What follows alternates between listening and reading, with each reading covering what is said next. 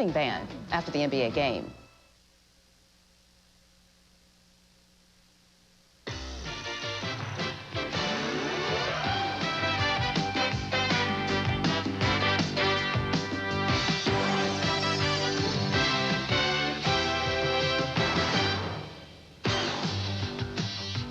The Houston Rockets are one game away from elimination in these NBA Finals, and they are painfully aware the script could have been different. Ahead in Game 4, crucial mistakes down the stretch helped hand the Celtics the victory and a 3-1 series lead. Now time is running out on the Rockets.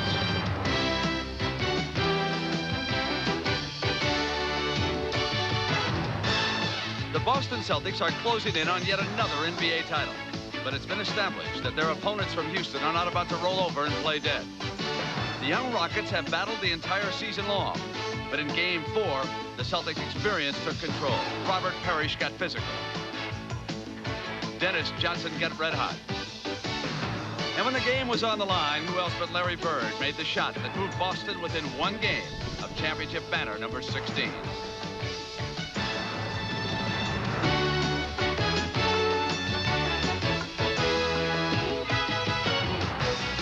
Tonight, the Rockets are determined not to let their season end. They must survive Game 5 and send this series back to Boston. And they believe firmly they will.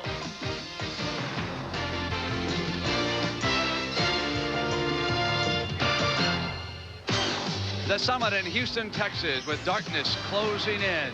And it is in this arena that the Rockets will make their last stand, their final home game of the season. But they're up against a team that is on a mission. Because for 1 year, the Boston Celtics have lived with this painful memory. Game 6 in the Boston Garden. And K.C. Jones and the Celtics were beaten by the Los Angeles Lakers.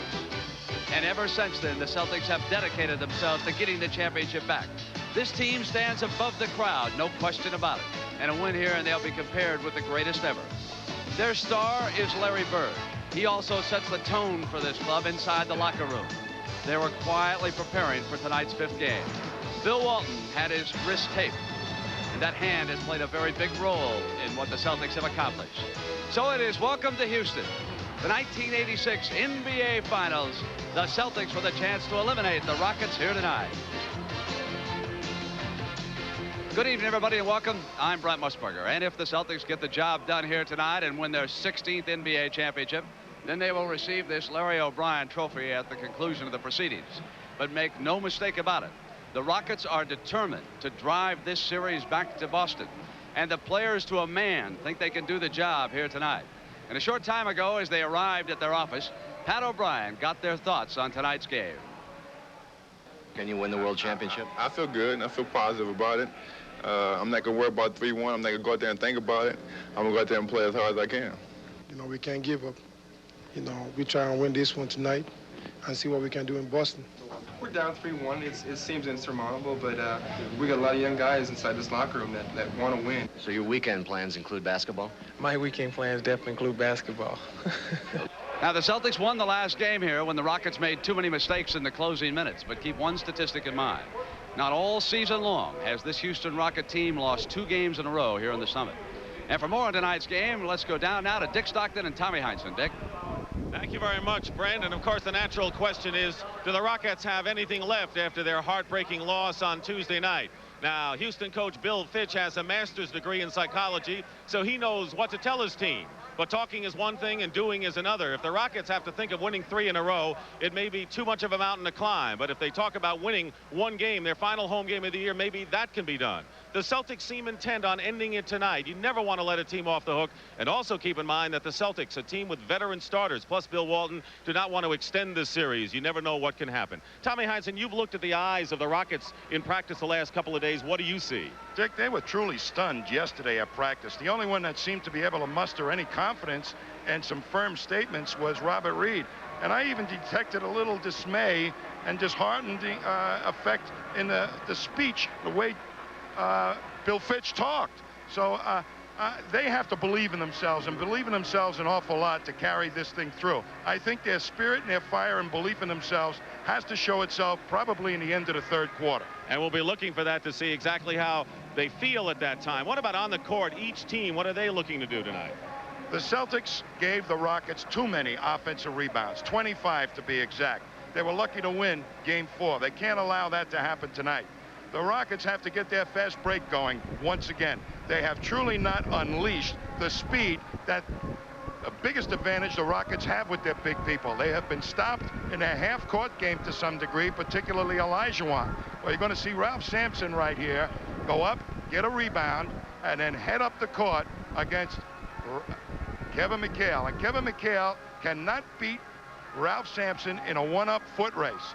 They have done this on occasions, but not consistently enough. They need lots of this type of basketball tonight. And they didn't do it in the second half of game number 4 after doing it in the first half. Danny Ainge, by the way, has had an intestinal problem. Maybe that's why he had such a rough offensive going the other night. And Scott Wedman, who's been out with fractured ribs, worked out. He's not going to play tonight, even though he's in uniform. But if we go back to Boston, we may just see him. Back to you.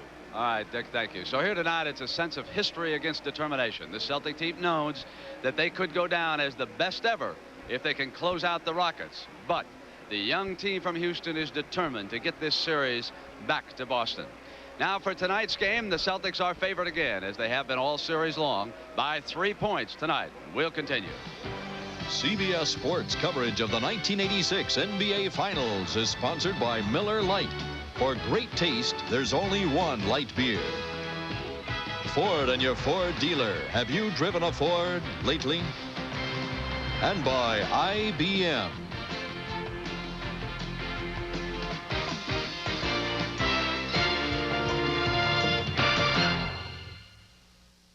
It started out as a party, but turned into a case of the missing case. Groovy shindig. Who turned out the lights? Oh, Mickey! It's okay, doll. Oh, it's not. There's a case of Miller Lite missing. Oh. Who took it? Somebody in this room. Rodney! Hey, guys, take it easy, will you? Why'd you do it, Rodney? 'Cause light tastes great? Yeah! 'Cause light's less filling. Yeah! I didn't do it. Well, I'm not even Rodney. You! I thought it was a costume party. Great mask, huh? But if he didn't do it, who did? They'll never figure out who took that case. Oh, Mickey, you did! Not exactly. Hiya, doll. Gotcha. Well, I'm glad we didn't go dancing. It's no mystery that there's only one light beer, Miller Lite. The horse, one of the world's most powerful domesticated animals. Now this small pickup, the tough 86 Ford Ranger STX, has harnessed unbeaten horsepower in a small pickup. Now Ranger has 140 horses under its stylish hood in a new improved V6 engine. More horsepower than even Toyota's turbo. And Ranger's 140 horses mean down-to-earth power. Power to run. Power for real driving fun. The Ford Ranger STX Super Cab, voted 4x4 of the year. Get 5.9% financing at your participating Ford dealer now. There's a tendency in business to focus on the big picture. But at Cigna, we realize the big picture is actually made up of millions of smaller pictures, which is why our companies provide an array of insurance, healthcare, employee benefits, and financial services to millions of individuals and thousands of businesses, one person at a time. Cigna, personalized service to business around the world. This is a final home game of a most successful season for the Houston Rockets. And now for the introduction of the starting lineups, our public address announcer, Mark Seegers. Good evening, ladies and gentlemen, and welcome to the Summit in Houston, Texas for game number 5 of the 1986 NBA Finals between the Boston Celtics and the Houston Rockets. And now let's meet the starters for the Boston Celtics. At guard, in his 10th year from Pepperdine, number 3, Dennis Johnson. At the other guard, in his 5th year from Brigham Young, number 44, Danny Ainge.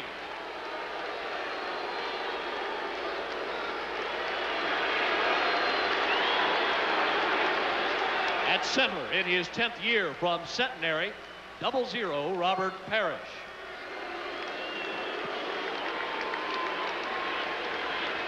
At forward, in his 6th year from Minnesota, number 32, Kevin McHale.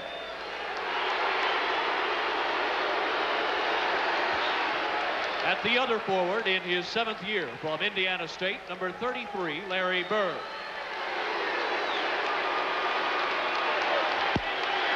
Come on, let's go. And the head coach for the Boston Celtics, Casey Jones. And now let's meet the starters for the Houston Rockets.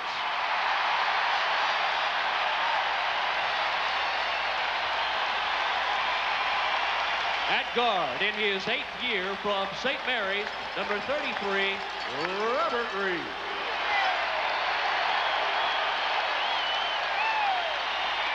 At the other guard in his 5th year from Drake, number 32, Lewis Law.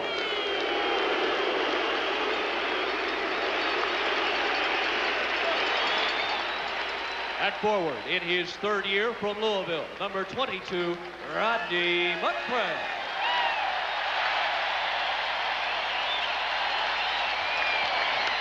At forward in his 3rd year from Virginia, number 50, Ralph Sampson.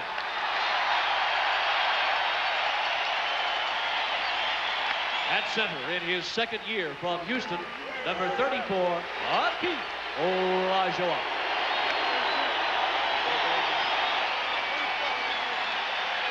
And the head coach for the Houston Rockets, Bill Fitch. The officials for tonight's game, Hugh Evans and Jack Madden. Ed Rush is the alternate. Keep in mind what history says, that no team has ever come back from a 3-1 deficit in the NBA Finals to win a championship. Tommy, possible that the Rockets could come out so sky high emotionally. If that happens, how do they guard against the emotion coming down and then having the Celtics take over the game? Very, very important that they don't try to do too much too early. And that can show up in being super anxious, and that creates real problems with hands and catching balls and making bad passes. They have to watch out for that. Only 2 of the last 10 NBA championships have ended in less than 6 games, so that history says that perhaps we may be moving on. There's Danny Ainge, who has been bothered by an intestinal flu. He scored 8 points on 3 for 7 shooting the other game. Now we're set to go. The Celtics in green trying to wrap up number 16, and the Rockets in white. The Celtics are going to try and stick it to him early, Dick, and bring it to him and get out in front as far out as possible, as quickly as possible. And Boston controlling. The only game the Celtics lost was game 3 here in Houston. Danny Ainge with his first shot of the game misses, knocked out of bounds. It's still Boston ball. Larry Bird, who's got a 3-point basket, put the Celtics ahead to stay in game number 4. McHale guarded by Sampson. Spins around, and the rebound. Both Towers had it. And here's Ralph. Trying to push it at the defense, Dick. They have the 2 Towers. Now Sampson coming up high. McCray moving outside, and here's Lewis Lloyd missing the shot. Lloyd complained, and he's had a dreadful series, that he hasn't seen the ball early on. He did there. Dennis Johnson. McHale again. Short, good defense by Ralph Sampson. Here they go, push it up. Rodney McCray. Lloyd had a hand on it and keeps it. But Olajuwon was steaming up in that 4th man spot. And that's the point you illustrated at the top of the game. It was Sampson there, but it might as well be Olajuwon. Reed with his first shot. And the first points of the game belong to the Rockets. Boston has not got off as smoothly as they would have liked. McHale ties it up. They've gone exclusively to McHale in that low post. The prior game, it was Robert Barrett. McCray stuffed in by Olajuwon. Hakeem Olajuwon, while he's had an overall solid series, has not matched the explosiveness of game 1 when he was terrific on the boards and scored 33. Robert Reed made that hoop available for Olajuwon. And traveling call. Right now, Ralph Sampson has been a defensive hero early.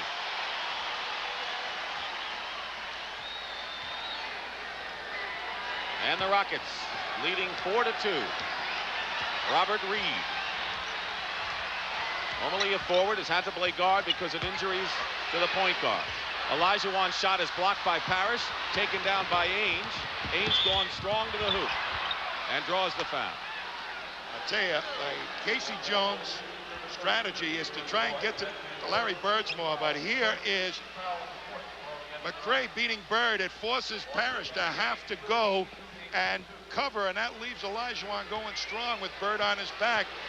They can't allow McCray or anybody else to penetrate that much, where Parrish has to switch.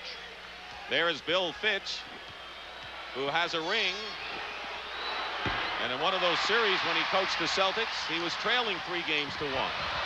Foul was on Lloyd, 1 out of 2 on the free throws by Danny Ainge. Sampson.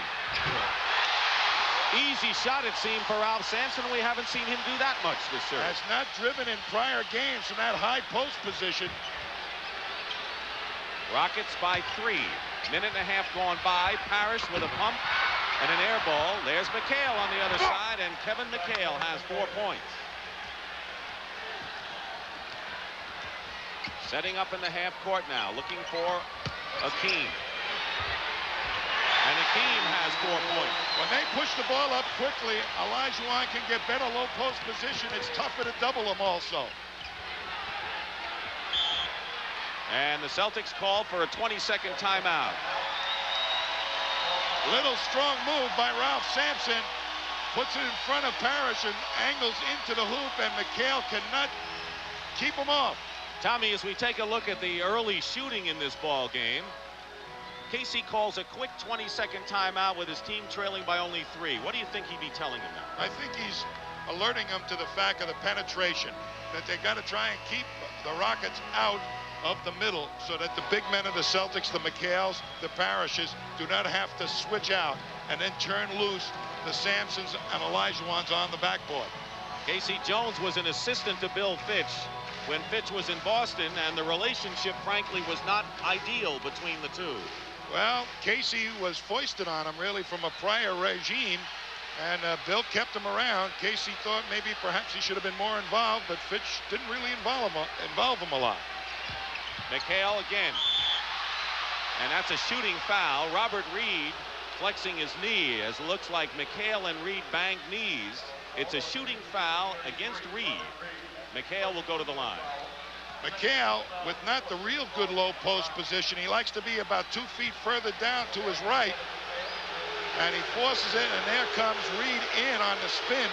So it looks like the Rockets prepared to double McHale in the low post.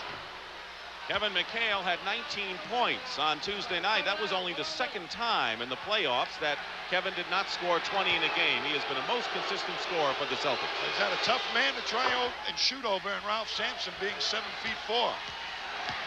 Rockets by 1. Little more than 3 minutes gone by here in the first period of game number 5. The Celtics lead 3-1. Rockets trying to keep it alive and head to Boston. Sampson working inside. He took too many steps. Better defense by Parrish that time on the clear out. He forced him wider than Sampson would have liked. Lewis Lloyd, who's had his defensive problems with Dennis Johnson, staying with him close right now. Larry Bird hasn't handled the ball much. Takes his first shot and hits. So McHale has 6 of the Celtics points, and Bird is into the column now. But he's only handled it once. That's not what Casey wanted. He wanted Bird to handle it a lot more. Reed looking inside to Akeem. Doubled. And the ball does not drop for him. The rebound by Parrish. Outlet pass. Dennis Johnson over Lloyd. He's got it, and a foul. So Dennis Johnson continues to have a tremendous series. And it's now 11-8, and the foul is on Lloyd, his second foul. I tell you, Lewis Lloyd has come out determined to play a little defense in this ball game, something that he's been taking a rap for in the prior games. He knows that Wiggins got the nod for defensive purposes. He wants to play a few minutes. Tommy, a lot of people thought that Bill might go to the bench and start Wiggins in this ball game, but he's not going to upset the apple cart. He played only 12 minutes, did Lewis Lloyd, in the last game, and he's giving him a chance here. McCray's pass is out of bounds. Last touch by the Celtics, but that was a sloppy play by Houston. They've got to watch their passing, Dick. The passing is not working whatsoever. Well, Bill Fitch wants to talk things over. The Celtics have scored 7 in a row to take a 4-point lead here in the first. Hilton brings you NBA Competition Classics. All-star guards Walt Frazier and Jerry West took the battle of skill and nerve to an unprecedented level. It was most evident in their 3 finals matchups. Frazier's flashy style guided the Knicks to world championships in 1970 and 73. West countered with clutch baskets during the Lakers' 72 drive. For nearly a decade, Frazier and West formed basketball's best backcourt competition. This summer, the Hilton family invites you and your family to some of the most beautiful places in the world. Join us for the Great American Vacation. The Great American Vacation. It's more than castles and capitals. It's also Hilton's specially priced vacation rates that make a summer of fun more affordable. America. She's never looked so beautiful. Reserve now. Call America's Vacation Hotline, 1-800-HILTONS. Holography. IBM is using it to speed you through supermarket lines. Inside this box is the innovative IBM checkout scanner. It uses holography to send out light beams that wrap around almost any package to quickly locate and read the barcode. The code identifies the product to a computer, which has the store's current price list. Holography. Another way IBM puts technology to work for you. We're in the first period of game number 5 of the NBA Finals. Dick Stockton and Tom Heinsohn here at the Summit in Houston, Texas, where the Celtics have scored 7 straight to take a 12-8 lead in a game in which they can wrap up their 16th world title. Larry Bird, their leader, Hakeem Olajuwon. McHale has scored 6 and Hakeem 4 in the early going. Tommy, we've had a couple of early timeouts here. I think that Bill Fitch wants to keep his game under control, make sure that they don't throw the ball away. Their problem has been errant passes throughout most of this series. Yet the turnovers are even numerically for each team through the first 4 games. Hakeem finds Lloyd. Lloyd is doubled. Sampson. From the corner, Ralph Sampson, who has led the Rockets in scoring the last 2 games here at the Summit. That was a nice pass by Lou Lloyd, who was more often than not prone to force a shot like that. Reed knocked it out of bounds. Celtic ball. Robert Reed, who's been outspoken and has backed up his talk with fine play. Robert Reed has been the inspirational leader on the court the last 2 games here. McHale, fall-away shot. Rebound by Rodney McRae. Celtics with a 2-point lead. Houston looking to tie it. Ball knocked away by Dennis Johnson. Ainge and Johnson fast breaking in, and they don't get the break. That you rarely see the Celtics mess up on. But Robert Reed forced that miss with some excellent defense. Reed misses outside, and we'll have a foul, a loose ball foul, called against Larry Bird, his first. Tommy, Lewis Lloyd looks like, and Bill Fitch is trying to give him all the confidence in the world, still having problems handling the ball, it seems. I think he has his eyes normally set on the rim, and when he can't do that, it changes his thinking on the game. Sampson falling away under the crowd, misses, and now the Celtics have a 4-on-4. Kevin McHale down the middle, as he so often does, now has scored 8 of the Celtics' 14. There you saw the Celtics big guys outdistancing Sampson and Olajuwon. Sampson was falling away after that last shot. He couldn't get back in. Lloyd. High arcing shot. Inside, it's Sampson. They had both towers in there, and it was Ralph Sampson who scored and knocked McHale to the floor. Well, there's that offensive rebounding coming into play once again, Dick. More of that, and the Rockets will win it. Nearly halfway through this opening period. Celtics by 2, and Larry Bird gives them a 4-point lead. And Bill Fitch has gone to his bench and has asked Mitchell Wiggins to get ready to come back in this ball game or come in for the first time. Out of bounds, still Houston ball. And here is Mitchell Wiggins, who has been outstanding defensively, particularly on the boards. And Lewis Lloyd goes to the bench, still having his problem. You know, Lewis Lloyd has it in his mind. He has to hit the first shot in order for him to have a good ball game. He's got to get that out of his head if he's going to be a great basketball player. Well, Wiggins hit his first shot, and he is a streak shooter. 16-14 Boston. McHale goes up and is fouled. Let me see Ralph Sampson, who was immense in Game 4 on the offensive glass, just come inside here after Parrish mishandles it and then power it through. And McHale tried a little acting job, but the referees weren't baited. Right now, it looks like Ralph Sampson is trying to bait Jack Madden and still talking with him as McHale goes to the line the first time that the Celtics. Houston has not been to the free throw line yet. I tell you, McHale has been just about even Steven with the way Bill Fitch thought he would be in this series. Not really been a dominant figure, but very steady. Celtics maintain a 4-point lead. Houston cuts it to 2. Boston moves ahead, and now Danny Ainge called for a block as he tried to get through Sampson to get to Reed. Danny Ainge says when somebody's going to pick me off, I'm running into him hard. Maybe the next time they won't be standing there. Foul is on Ainge. Rockets have 14 fouls and the Celtics 2. 5:20 to go first period. Mitchell Wiggins hits again. We saw Wiggins get awfully hot against the Lakers, and when he does, he can light it up. Well, he comes off the picks a lot better than Lloyd does. Has his rhythm very early in this game. And he's really giving Dennis Johnson a lot of trouble out on top. Bird off a screen. Passes to Johnson, but a double dribble called against Larry Bird. Turns it over, and I think Mitchell Wiggins has ignited this team on both ends of the floor. And he's going to do it primarily with that stiff defense on Dennis Johnson, bringing the ball up the court. Here's Wiggins going for 3 in a row. Not this time.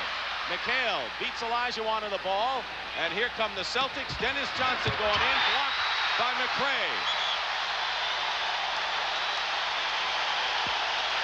Tommy, we have seen Rodney McRae, an unsung star, block a lot of players' shots in this series. I'll tell you, this is outstanding defense. He had 4 guys coming back on the break, and he made a beautiful block. He saved a sure 2. And Sampson and McHale pushed each other momentarily, and they're going to break that one up before it gets into high gear. There they are. Well, they've been fighting for position for 5 games now, and tempers do flare when you start leaning on each other. 4:35 to go opening period. Bird, McRae on him like glue.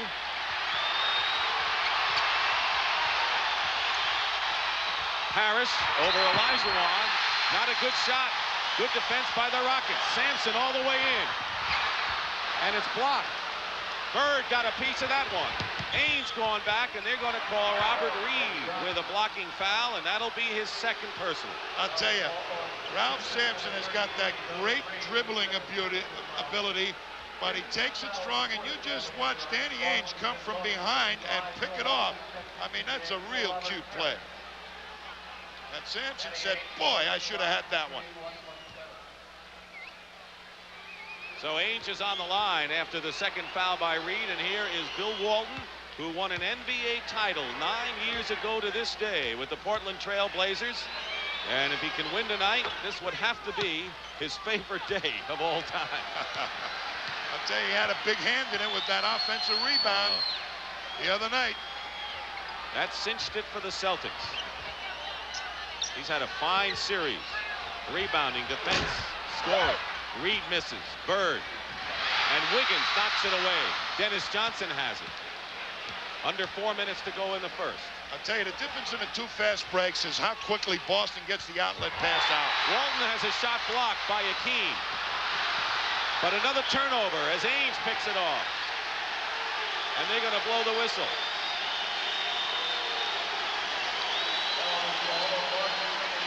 A foul is on Dennis Johnson and Casey Jones. You can always see him with a furrowed brow, even though he never really gets too angry out there. Celtics by 4. And a very good first period. Had a lot of turnovers, but the play is intense. Akeem from Ralph, who's pushed.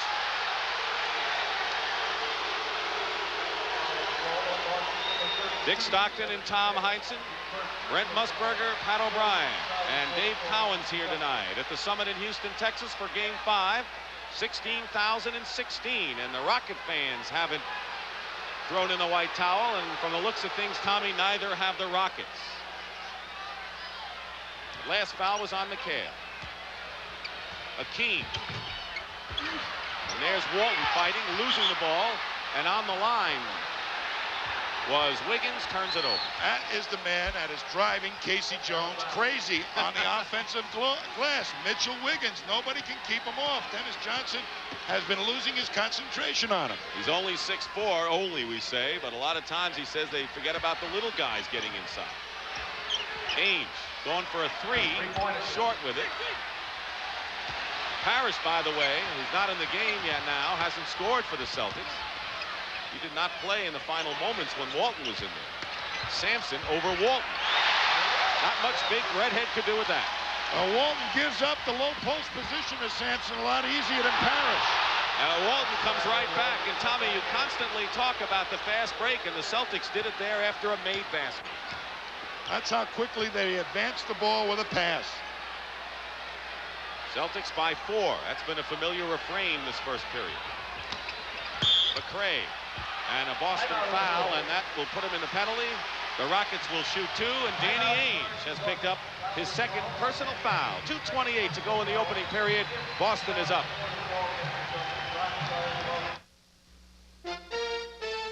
We wouldn't be surprised if next to the word value in the dictionary there was a picture of the new '87 Nissan Stanza. Sure, Stanza's a family car, but it's totally redesigned with luxury features, cruise control, stereo, power windows, all standard. '87 Stanza. Compare all Stanza comes with, and you'll be amazed at what it goes for. The name is Nissan, America's #1 selling import car. Drivers have come to us. They believe in liberty. Liberty Mutual Insurance. I'm a safe driver, so I shopped around for car insurance. Liberty Mutual gave me the best protection and saved me money, too. I believe in liberty. America believes in liberty. Liberty Mutual Insurance. Hello, I'm Frank Bartles, and you remember Ed James. As Ed says, you cannot be successful in the marketplace if you just sit around on your front porch. So to be sure the Bartles and James Premium Wine Cooler customer is also a satisfied customer, we're going to do some consumer research. And since it is usually better to do consumer research where there are plenty of consumers, we are headed for New York City. We'll keep you posted on how it's going, and thank you again for your support. Indy 500 winner Bobby Rahal is the one to beat in the second event of the International Race of Champions Series, Saturday on CBS Sports.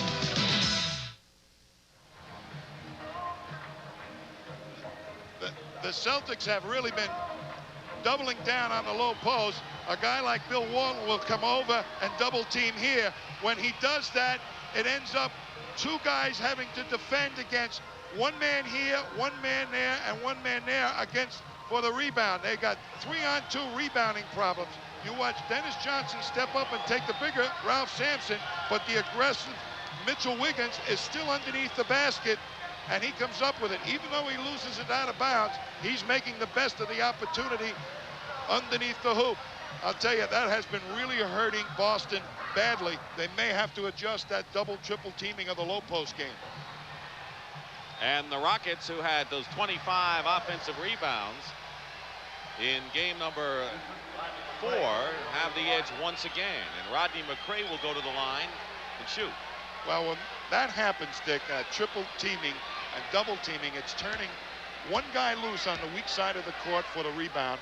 And when Peterson got into the game the other day, he made it pay. And Wiggins is doing the same thing.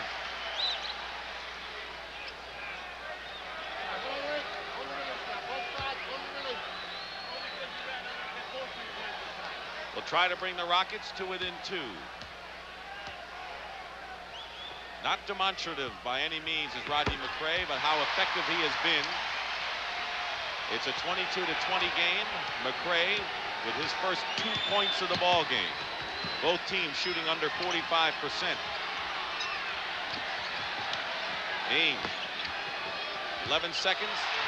Sampson caused that turnover, and it's a 3-on-2 Houston break.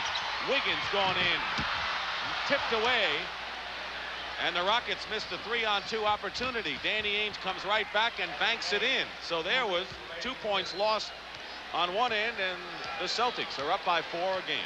But Sampson and Olajuwon were flying in for that rebound, but they didn't carve enough room out for themselves for the offensive board. Akeem outside. Ainge and McHale with it. Bill Fitch is yelling for an illegal defense call. Reed fires long range, but there's Wiggins, no basket. Wiggins was there, he put it in, but it was after the 24-second clock had expired, and Bill Fitch is really mad. He says it touched the rim before 24 seconds elapsed.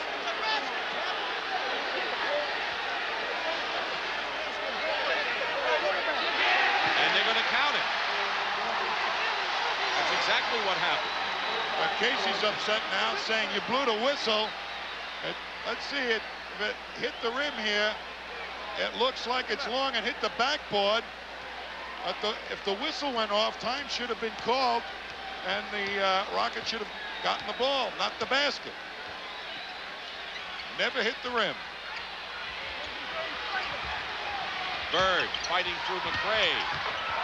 Larry Bird, who was the MVP of the playoffs 2 years ago when the Celtics beat the Lakers. Really forcing him a lot to his left hand. Rockets swinging the ball. And they're going to call Walton for the foul on Ralph Sampson. Here's a Bird dipsy-do. He likes to play on this side of the court, but usually he can get a right-hand shot off there, attacking his right hand, forcing him to his left. He can shoot lefty, but he'd much prefer to shoot righty. So here's Ralph Sampson on the free throw line. He was much better in the last game than he had been previously. Up to 70% from the free throw line as he hits the first free throw. Robert Parrish, who has not scored, has replaced Kevin McHale, who is the Celtic and game scoring leader with 10 points. So once again, McHale comes out strong. The only game he really didn't, Tommy, was in game 2 in Boston when it took him a while to get cooking. This is the version the Celtics have of Twin Towers, Parrish and Walton. They hope to contain the Rockets on the glass. Celtics by 2. Lead is wavered between 4 and 2 points. And it's people like Larry Bird, who's 4 for 4 now. Perfect game from the field gives the Celtics that 4-point lead again. Olajuwon fighting for the loose ball, and he lost it thanks to Larry Bird. Boy, they're just surrounding him like it's a bear going to honey. Wiggins tipped the ball, and Reed tried to save it, and it should be Celtics ball, and it is. 42 seconds remaining in the first period. And Tommy, off the first period, it does not look as if the Rockets are playing on emotion alone. They're playing as solidly as they have the last 2. They've got that fast break pace going, and they're trying to use it not quite as effectively as they would like, however. Sampson pushing it up. They look at the clock. 30 seconds. 15 now on the shot clock. They go again to Akeem. And Akeem with a very tough baseline fall-away shot with Parrish in his face. Now has 6. Again, it's 2, and Boston playing for the last chance.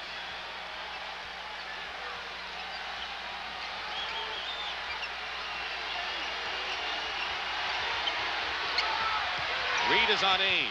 Inside, Walton with a fall away. Wiggins, 1 second, and that'll do it. That's the end of the first period with the score. The Celtics 28, the Rockets 26. We'll return to the Summit in Houston after this word from your local station.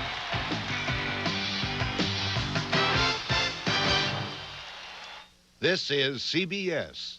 It's your Tri-County Pontiac dealer's biggest sale. It's the great Pontiac 6000 drive-away going on now. Choose from our biggest inventories in years. Thousands of new Pontiac 6000s absolutely must be sold. 6,000 prices start at under $10,000. So don't you make a costly mistake. Buy now. You could save over $1,000 with low 6.9% GMAC financing. Come join the great Pontiac 6000 drive-away now. At Red Holman Pontiac, Ray Latham Pontiac, Shelton Pontiac, and Woody Pontiac. Be warned. ready. Beware. Schwarzenegger got a raw deal, and now he means business. I thought I might get lucky. And now, it's your turn. Raw Deal, rated R. Starts tomorrow at a select theater near you. Here goes Barkley. Behind the back. Great block by Cooper. Cooper again on Sampson. Watch that one. 1 second to go.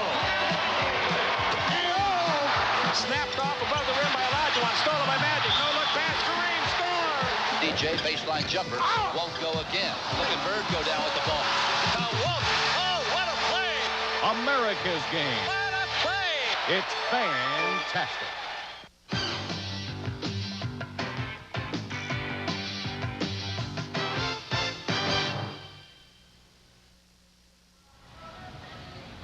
It's a beautiful sky right now as you look live in Houston, Texas to the Transco Tower Fountain. That's about 5 miles from here. And here is the summit in Houston, Texas, where all of Houston is banded behind their Rockets in the 1986 NBA Finals. Here on CBS, game number 5. The Celtics leading 3-1 will try to wrap it up and win their 16th world title. They won their 14th championship right here in Houston in 1981 against these Rockets in a 6-game series, and we'll try to wrap up another one here tonight. But Tommy, off the top of this game, even though the Houston Rockets aren't running the way you say they should run, they're very much in the game, but you're right, they haven't made the most of their opportunities. They had 11 fast break opportunities, Dick, in that quarter, and only converted on 1. They'd be leading in this ball game significantly if they used it a little bit more effectively. Top scorers, Jerry Seasting, by the way, has replaced Danny Ainge. Once again, we tell you that Ainge has had an intestinal problem, so Seasting is in there early. Wiggins shooting over Dennis Johnson and hits, and the Rockets have tied the game. Wiggins has scored 8 points since coming in for Lou Lord. And this is the most important part of what Wiggins is going to do, is get out there and make Dennis Johnson waste some time in the backcourt before the Celtics can get their set offense going. Once again, we'll have the mismatch in size as Larry Bird hits a 3-point shot. Larry Bird, whose 3-pointer put the Celts in front to stay and broke the backs of the Rockets, has 11 now in the game. But now we have Seasting 6'1", guarding Reed at 6'8". And that always is a difficult problem for the Celtics. Seasting has to get up close on Reed and use his speed against Reed's size. Sampson in a double, finds a way out, and slams it through for his 12th point of the ball game. What a move by Sampson. Seasting, a great shooter from the outside during the regular year. Walton powers his way in. Olajuwon blocks it, and Walton's second effort pays off for his 4th point. Tommy, why doesn't Reed post up Seasting more? Because they've got the Twin Towers. They don't need 3 guys trying to get in that low post. Right now, they post up McRae against Bird, and Olajuwon has a simple shot in the lane, and Akeem has 8. Well, Parrish had backed off to try and protect the middle, and that gave Olajuwon the easy one. Celtics continue to go with their version of the Towers, as you mentioned, Walton and Parrish, and they're going to call Wiggins with the pushing foul, his first. You know, if Wiggins can hold Dennis Johnson, make him use 8 seconds or so in the backcourt, that allows the Celtics less time to work their good offense. What a pass, Walton over his head to Bird, and Parrish takes too many steps. But that was one of those scintillating passing combinations we have seen Walton and Bird teamed up for the first time this year do. Wiggins driving. Walton lost it. Olajuwon gets it. And the Rockets lead 34-33. Larry Bird throws up an air ball on a 3-point attempt. Here comes Houston again. Wiggins. Dennis Johnson cuts him off. Reed. And now Seasting and Sampson. And now Dennis Johnson. And a melee is broken out here. A melee is broken out. The benches have emptied. And they have brought police onto the floor. At the bottom of the pile is Walton and Sampson right now. It all started with Sampson and Jerry Seasting, and they're still going at it, and there is blood. And now Pite has grabbed Sampson from behind. One of the players has a cut eye.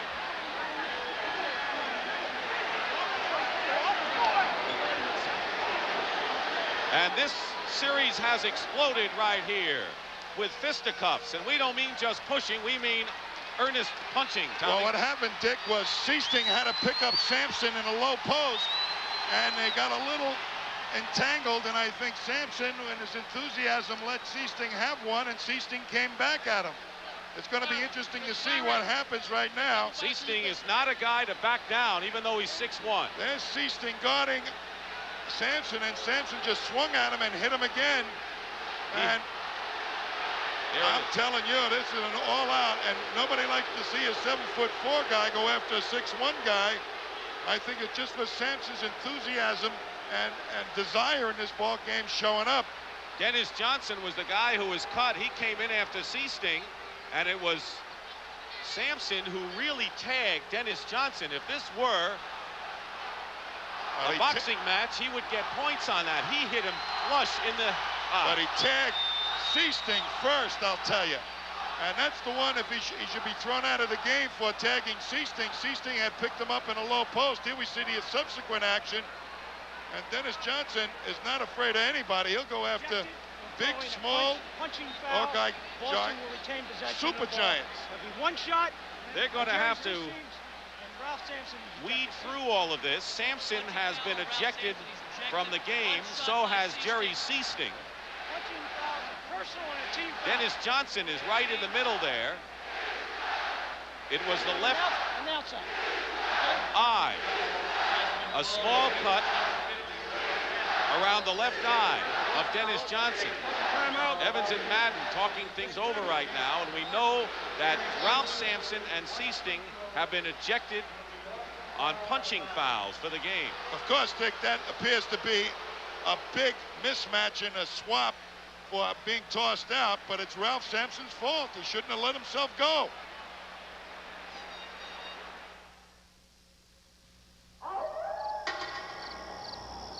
Witness the beginning of a new legend.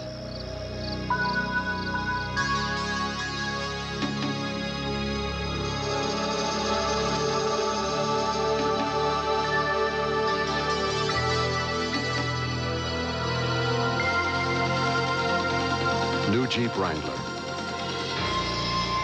The possibilities are endless. Well, these trivia questions are tough. Okay, Boom Boom. What did Al Capone say when surrounded by the FBI? Heck it, Bob. He's right. I don't believe it. Name the English band that performed the first rock opera. Who? He's right again. Amazing. All right. What beer tastes so good it's the second largest selling beer in America? Miller Lite. Coming right up. You won the game. This game is easy. No question about it. There's only one light beer. Miller Lite.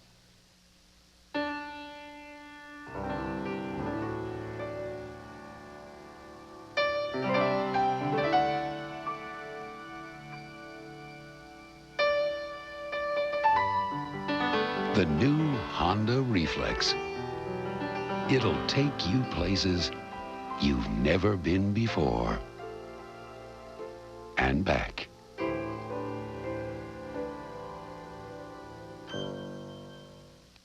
Friday, Larry Hagman is a wheeler-dealer chopper pilot.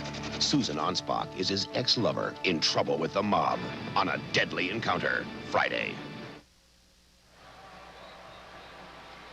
We're going to see Ralph Sampson and Jerry Seasting, these two players encircled, come to grips with each other. Sampson, using his speed against the bigger man, forces Seasting to have to pick him up. The procedure is try and stop him a little bit. Sampson hit him in the head with an elbow, and then it turns around as Seasting is forced into to take him in a low post, and he's coming at everybody, Ralph Sampson. And down he goes. Sampson, so aggressive. And look at this. I'll tell you, this is the type of things that a coach hates to see. A player loses cool against a little guy. But you know, Tommy, I think something has to be said here. And even Red Auerbach, the Celtic coach, made a comment after Hakeem Olajuwon was tossed out after Game 5. And that is that sometimes, and I'm not saying this happened because we're not in the play, but a player can bait a player, can nudge a player, make him lose his temper. And when you throw out a C-Sting and you throw out a Ralph Sampson, that's a huge disadvantage to one team. Now, it's easy to get a star out of the game if he loses his cool. And I think that that's something that, could go on. And I wonder about that whole issue. Well, I'll tell you this, Dick. A guard is supposed to hamper a big man coming up the court. C-Sting did not foul him, in my opinion. Sampson tried to create some room by hitting C-Sting first in the head with an elbow, and then he got in the low post. C-Sting had to stay with him. He got a little mad and turned around and wrapped C-Sting. Well, C-Sting wasn't tossed out of the game. It was just Ralph Sampson.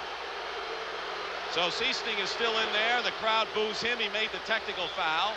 And now an offensive foul called. Dennis Johnson, Jim Peterson has the ball thrown at him by Dennis Johnson. See, that's what happens when you throw out a player like Ralph Sampson after a situation like that. And now the Rockets want to get one of the Celtics thrown out.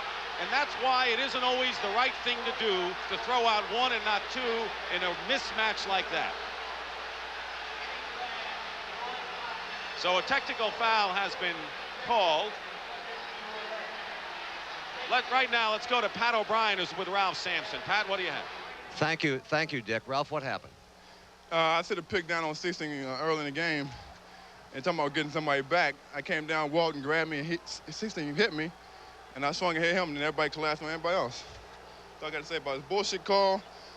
We should win the game, and that's the way they want to play. We can play like it all night. It upset Ralph Sampson. Let's go back to Dick. Thank you, Pat. Police are on the floor now for security purposes because fans have been throwing objects onto the floor, which is the most absurd thing of all, to get a player hurt for something like that. Dennis Johnson has been called for a technical foul, and right now, this game is out of control. Well, as the butterfly over Dennis Johnson's eye, I think initially Dennis Johnson was just trying to cool Sampson off, and Sampson was totally enraged and went after him. I'll tell you one thing Ralph Sampson has got to expect, much like Wilt Chamberlain, who used to take much more abuse than that, is they are going to hit him and they're going to bait him. He has got to learn to keep himself under control. But you know, Ralph Sampson, you're right, Tommy, but Ralph Sampson has to learn that. He is not the most physically aggressive guy, and that's one of the things he'll have to learn. He came out of the game with the cut eye, and that's the way the game is played. It's awfully physical. I'm sure Ralph wishes he were out there right now playing physical basketball. I think what you're saying is exactly true. You just, in the heat of the moment, lose your cool. But you've got to be under control at all times. That's what the pro game is all about. You were always under control. No? Believe it or not, I think I was. Robert Reed hits the technical. By the way, Hakeem Olajuwon was thrown out of Game 6 of the Western semifinals between the Rockets and the Nuggets. Game went into double overtime, and the Rockets won, and then he was thrown out of Game 5 when he got into a skirmish with Mitch Kupchak against the Lakers, and the Rockets wound up winning that. You're going to tell us that he and I can handle it. That's what I was going to see, if you guys can handle it and kick some ass when this happens again. If anybody is down there throwing bullshit, Casey, you did the right thing. Just get the cops and throw them out. Okay. No matter how long it takes. You guys got to...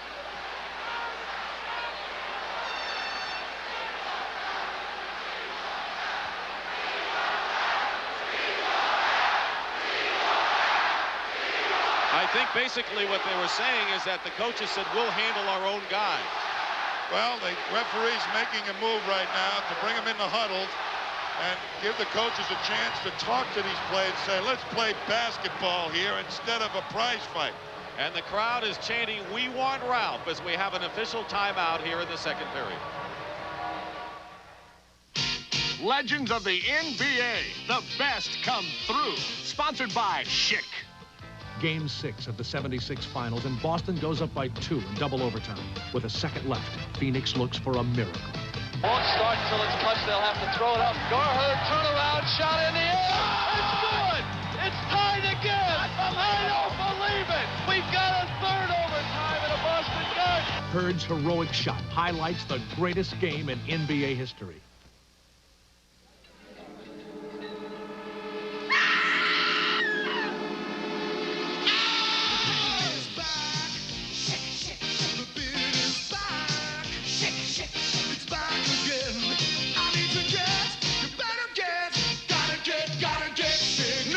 Super 2 Plus leaves a lubricant behind with each stroke. Super 2 Plus. Every stroke's as comfortable as the first. I need to get, you better get, gotta get Schick. We're back here at the Summit in Houston, Texas. More than just a game. 35-33, the Rockets lead the Celtics. We have had a full-fledged fight here break out between Ralph Sampson and Jerry Seasting. Punches were thrown, blood was drawn in the head of Dennis Johnson, and Ralph Sampson was thrown out of the ball game. And Tommy, I know you explained and will about Ralph Sampson having to learn to control himself, and you're right. The question is, what is it all about when whatever the skirmish is, a 6'1" backup guard gets one of the stars of the other club thrown out of the ball game? Well, the referee threw Ralph Sampson out, and he saw the first punch, Ralph Sampson throwing it. I think the officials right now have done a masterful job of trying to cool this thing down so that the rest of the game can go on. It's unfortunate that Sampson's not going to be part of it because the Rockets really needed him. I think in a World Championship series with so much at stake, even though he threw the first punch, and that Ralph, of course, says otherwise, I don't think you throw out a guy. You may warn him, you may give him a technical, you may tell Fitch to take him out of the game. I don't think you throw out a guy in a World Championship series after that kind of an incident. Well, that's what you think. I disagree. All right, Tommy. That's what this country's all about, right? Are you a Republican or a Democrat? I'm a basketball fan like you. 9:20 to go in the first half. 35-33, and traveling is called.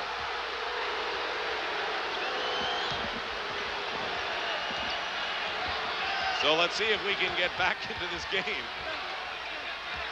Rockets by 2. And we'll see what kind of an effect it has. Ball knocked away. Peterson and Wiggins combined on McHale.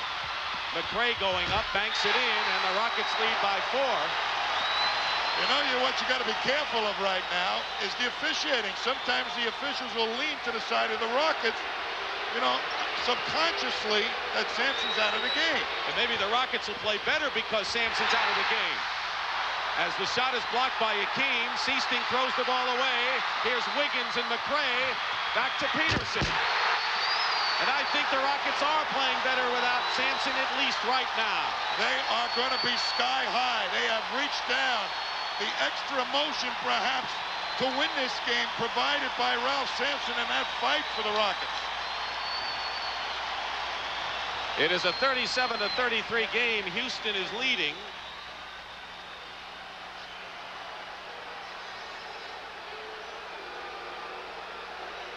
Seasting will go out of the game to the boos of the crowd. Kind of mild to what we might expect in some other cities, Tom. Well, the fans very, very upset here, of course. They have big guy out. The Rockets right now, the prime threat will be Olajuwon.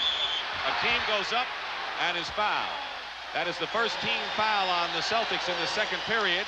Peterson had replaced Sampson, and Bill Walton not at all pleased with that call. That is his second personal foul, and there's Robert Parrish, who has yet to score, getting set to come back in. Well, Danny Ainge will be very, very important for the Celtics defensively in trying to contain Olajuwon. They have triple teamed in him, and Danny Ainge has been the key player, cutting off the middle move. His drop-off read has enabled him to quickly get down and cut off the lane. Olajuwon going to be the man that has to take him to the promised land. But Peterson has given the Rockets what they've needed off the bench with solid defense and rebounding. He's not been an offensive threat, but he's going to have to play a lot bigger role than he anticipated. Parrish. This is the ball away, and Akeem gets the rebound. 8:05 to go in the first half. Olajuwon. Double team, triple team, and scores anyway. He has 14 points. 11 in a row run off by the Rockets. Tommy, the biggest lead they've had in this series is 9 points. They lead by 8. Timeout.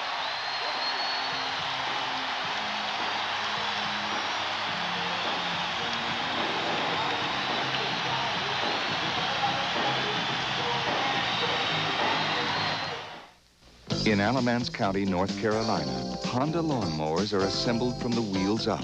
Beginning with the Honda overhead valve engine, each precision part is fitted and assembled to exacting tolerances. Then, the final critical step that determines whether a machine will meet the Honda standard. The Clara Johnson test. If Clara pulls and it starts, it's a Honda. Ship it. The Honda lawnmower. It's easy to start, or else.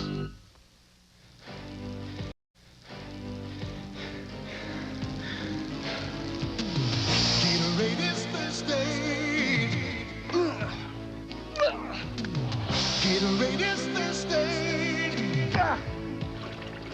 Nothing cuts through thirst like Gatorade Thirst Quencher. It quenches the thirst in your throat while it helps put back the potassium, fluids, and minerals your body sweats away. Gatorade is thirsty. For that deep down body thirst. Witness the beginning of a new legend.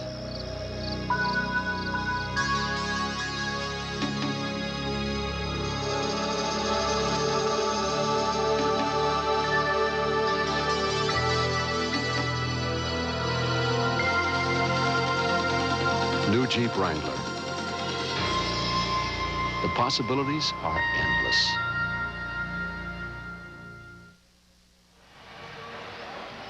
Well, I'm anxious to know what kind of a view Brent Musburger and Dave Cowens had of the skirmish we had. Brent, back up to you. All right, Dick, and of course, Big Dave led the Celtics to 2 of their 15 world titles. We were watching a basketball game. The violence breaks out. What's your stand on Ralph Sampson? Should he have been thrown out or left in this game? Well, from our angle, it was obvious that Ralph threw the punch and hit Jerry Seasting twice, and then he hit Dennis Johnson before anybody ever hit him. So I think it looked to me like he initiated everything. It was an obvious, the referee put his hand up right away, so he has to go. All right. I'll tell you another thing, Dick and Tommy. Sometimes a team will rally around themselves when this happens. Look out for the Rockets. They could turn this place on fire right now. Let's go down to Dick and Tommy. You're absolutely right, Brent. The score was 34-33 Houston when Sampson got ejected, and the Celtics have not scored since. But you just saw the face of a guy who's not going to keep the Celtics in arrears for long. I'll tell you, there was not too much fire in their eyes at practice yesterday, but after that fight, there sure is now. And they're going to call the Houston foul on Peterson, his first personal foul. 41-33 the Rockets, 7:46 to go. Again, we wonder about playing on emotion versus settling down and playing the solid ball, so we'll see which is which for Houston. Bird, great pass into Parrish, and he's fouled going up. Wiggins, his second personal foul, and Bird with another one of his superlative tosses inside. Let me tell you how difficult it is for a referee to officiate in a situation like this. The crowd is going to be totally against everything the official calls.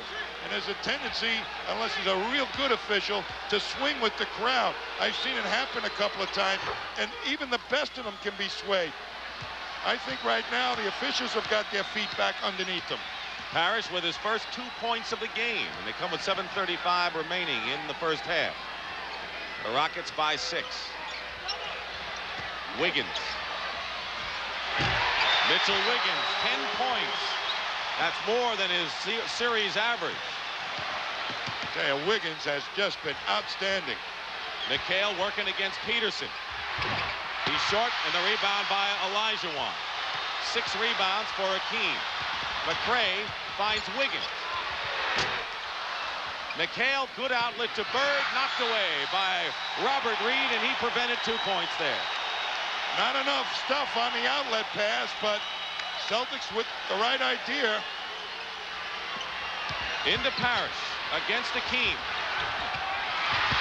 And McRae the rebound. Rockets playing very well defensively inside right now. Olajuwon. Short, tapped away by McHale. Discontinued. Parrish picked up his own dribble, and Casey Jones just walks away. And he wants Walton back in the game. Robert Parrish will be likely coming out here, and the rebounding story, Houston has the lead. Well, Parrish has not hit the shots, and that's what Casey wanted from him. They're going to try and get it out of Walton. Peterson driving in. Dennis Johnson controls. He's got the bandage on left eye, and he's got blood on his jersey after he was hit by a Ralph Sampson punch. Illegal defense called against the Rockets. Tommy, the Celtics have not scored a basket in nearly 4.5 minutes. Well, that's what that emotion from the fight with Sampson going out has produced. Very aggressive, jumping, leaping play by the Rockets. McHale, no baseline thanks to Peterson. Dennis Johnson trying to penetrate. And Dennis Johnson comes out of the pack again. What a warrior he is.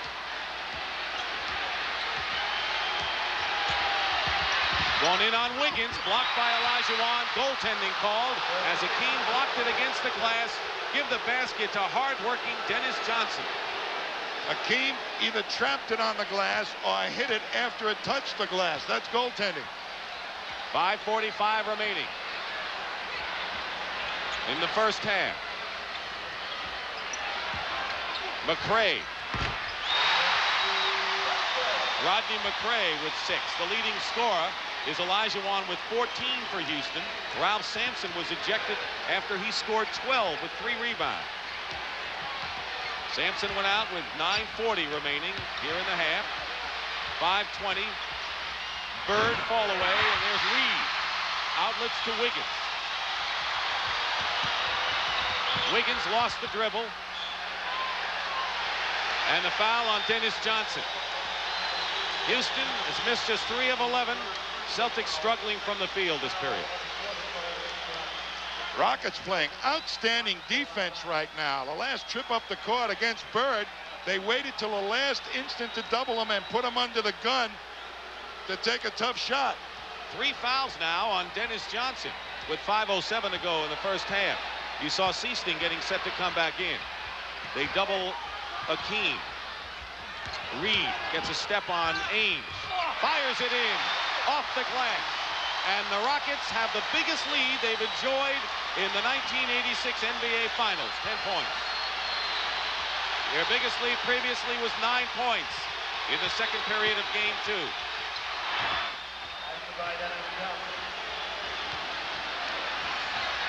Eight-point Rocket lead, 4:35 to go, and Olajuwon comes back. And again, it's 10.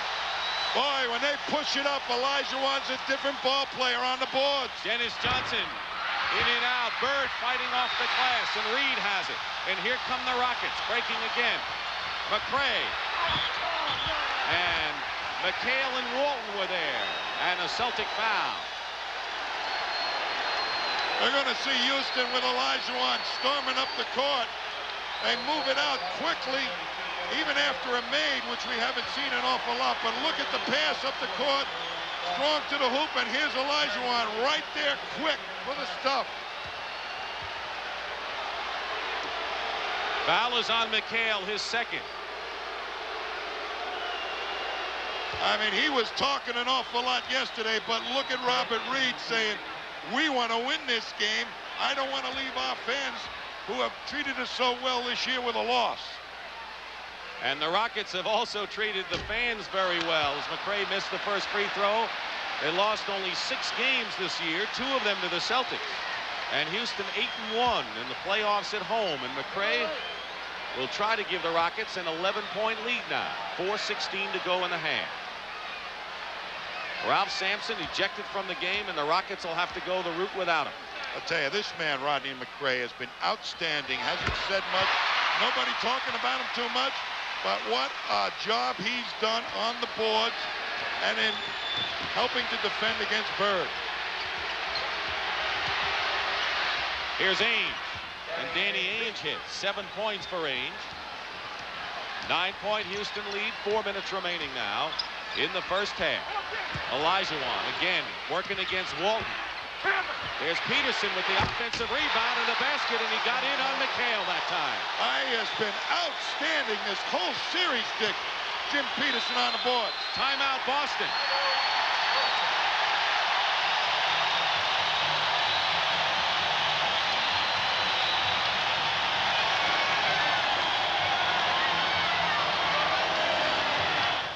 Giving that extra effort makes winners. The All You Can Be, sponsored by the U.S. Army. Considered basketball's finest all-around player, Larry Bird has led Boston to 2 world championships and never missed an all-star game in his 7 years in the NBA. But if it's throwing an amazing pass to an open Celtic teammate or unloading a picture-perfect jumper, Bird continually comes up with the big play. The man Boston turns to in the clutch, Larry Bird, never stops striving to be the best he can be. Hey, that was a great answer. Where'd you learn about computers? In the Army. You were in the Army? Yeah. And now they're helping pay your way through college. How come you know so much? How do you think I got here? Qualify for the GI Bill and the Army College Fund and earn $17,000 for college for only a 2-year enlistment or $25,200 for a 4-year enlistment. What you doing here? Airborne. You were airborne? Find your future in the Army. You used to jump out of airplanes?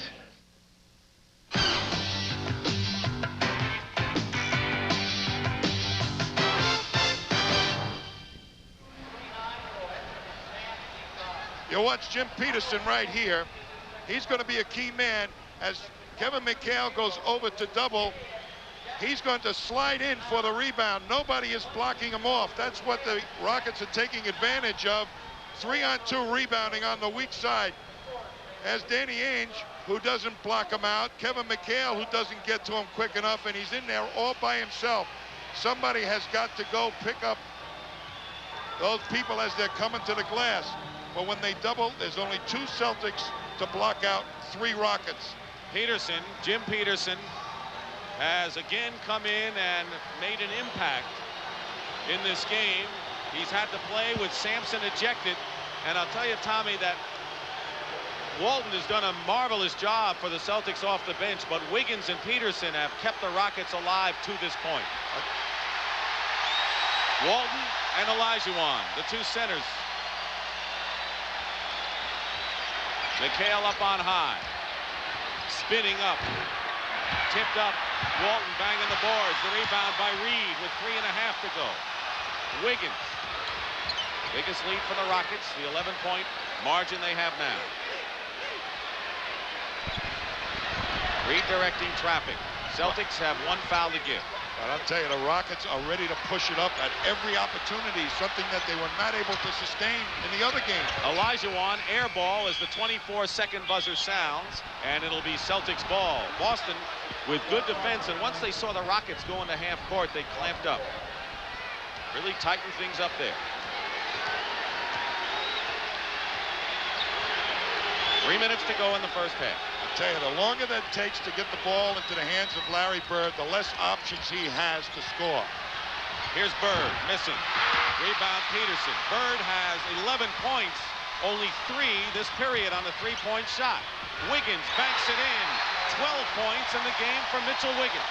A fast break is humming for the Rockets.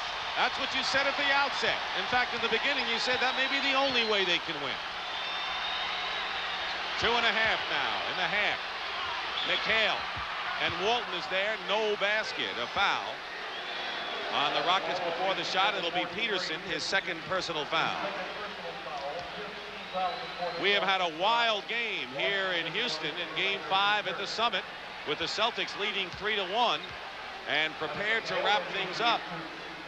They're trailing the Rockets 54-41 in a game featuring a fistfight in which Ralph Sampson was thrown out with 9:40 remaining in this half after punching Jerry Seasting. The two had been jostling in a couple of occasions, but Sampson made the definite punch on Seasting and then hit Dennis Johnson and drew blood. 1 out of 2 for McHale. Boston is not getting good shots in this quarter, mainly because of the aggressive defense of the Rockets. Hakeem. Walton gets a piece of it. And Bird gets it into the hands of Seasting to Ainge. Pulls up over Reed, and Danny Ainge now starting to hum, has 9 points. And the lead is 10. And the Rockets want a timeout right now.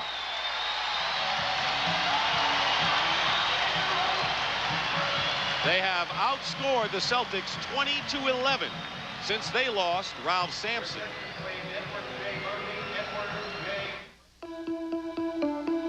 What you're about to see is not a car.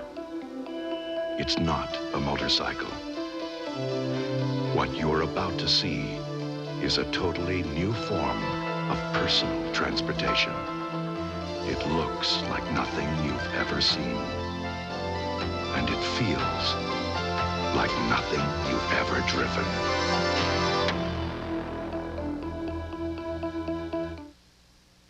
The FDA requires that we inform you of the ingredients in every bottle of California Cooler. Okay?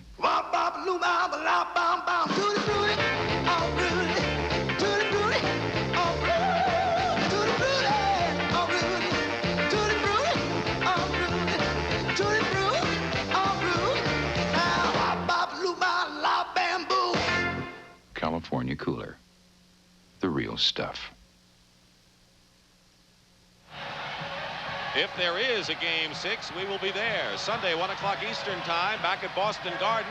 Rockets and Celtics, and the Celtics were impressive in winning 2 games handily to take a 2-0 lead in the series before the Rockets won a thriller Sunday in Game 3, and then the Celtics won a game that was equally thrilling to make it 3-1. As the fast break in this quarter, 6 for 8, 1 for 3 for Boston. Very big, but you know something, Dick? The emotion of getting even for Ralph Sampson very much more evident in the Rockets' psyche right now. They're not even thinking of going to Boston. They want to win this one for Ralph Sampson, who got upset in this game. And, you know, we said at the outset that when you talk about having to win 3 games, you know, no one has come back from a 3-1 deficit to win a world championship. I think if the Rockets think of winning 3, that may be too much. But to say, let's win this game, and now they have another reason to win this game, well, then it goes to Boston, and they see what happens. What did Bill Fitch say about 4 the hard way? 4 the hard way, yeah. I'll tell you, though, a key guy for the Rockets down the stretch is going to be Peterson or Granville Waiters or McDowell. Olajuwon's going to need some rest, and so will Peterson. Olajuwon hasn't been on the bench yet in this game with 1:50 to go in the first half. Peterson blocked by McHale, gets the rebound. Loose ball, and there's Seasting, smallest man on the court, who winds up with it and pushing it up. Ainge has been hot. Misses there on an air ball. Rockets coming back 3-on-2. Peterson pulls up against Walton, and will have a foul called against the Houston Rockets the other way. A loose ball foul. I'll tell you, that was one gutsy blockout by Danny Ainge, because Olajuwon was storming down the court for the offensive rebound. Foul is on Olajuwon. That is his first personal foul. He has scored 16 points and has 7 rebounds, and will have to be the big man inside for the Rockets. Technical on Olajuwon. Well, you can give the same speech about Ralph Sampson's temper, and you can do the same for Hakeem, who had been tossed out of 2 games in the playoffs so far. He came hard on the board. It was only 1 foul. He knocked Ainge off the court. Might have been a little acting involved, but he still banged him. And then to get a technical to boot, you got to pick your spots. That's experience, you know. Well, it is. And, you know, this Rocket team doesn't have that experience, at least not as far as Sampson and Olajuwon are concerned. You know, there's ways to talk to referees, and there's ways to talk to referees. And you still never win. No one ever has. So the Rocket lead is cut to 7. It was 13. Wiggins going in, uses his body well, gets the basket and draws the foul. What great offense that time by the Rockets. They double-teamed, triple-teamed Olajuwon. He found the open man, and Wiggins was wide open. But watch now, Bird has to rush at him, and in so doing, allows Wiggins to drive to the hoop, and he gets fouled, and he puts it in. What a move. And Bill Walton is the man guilty of the foul. So Walton has 3. So does Dennis Johnson for the Celtics. No one with 3 fouls on the Rockets, but they don't have Sampson anymore. Wiggins misses the free throw. And it's 56-47 in favor of Houston, winding down to a minute to go in the first half. McHale, Bird, and Parrish are 1 for 10 between them this period. There's Seasting. Olajuwon, the rebound out of the sandwich that Walton and McHale present. McRae going up and lays it in. Quick outlet pass, a little quicker. They would have had a 3-on-1. They end up with a 2-on-1. You watch the time remaining in the first half. 14 on the shot clock for the Celtics. Walton. Ainge. And a jumper for Walton. Olajuwon gets another one and throws it away. He was looking for Wiggins down court, and the Celtics were chasing it. And Danny Ainge is taking a breather.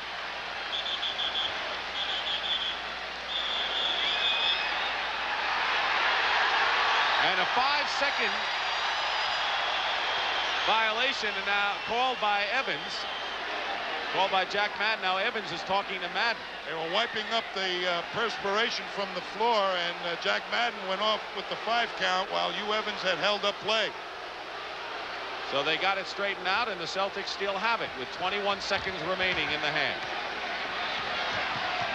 11-point lead for Houston. And the pass thrown away by Seasting. Now with 10 seconds, Reed, who has 13 assists this half, finds McRae.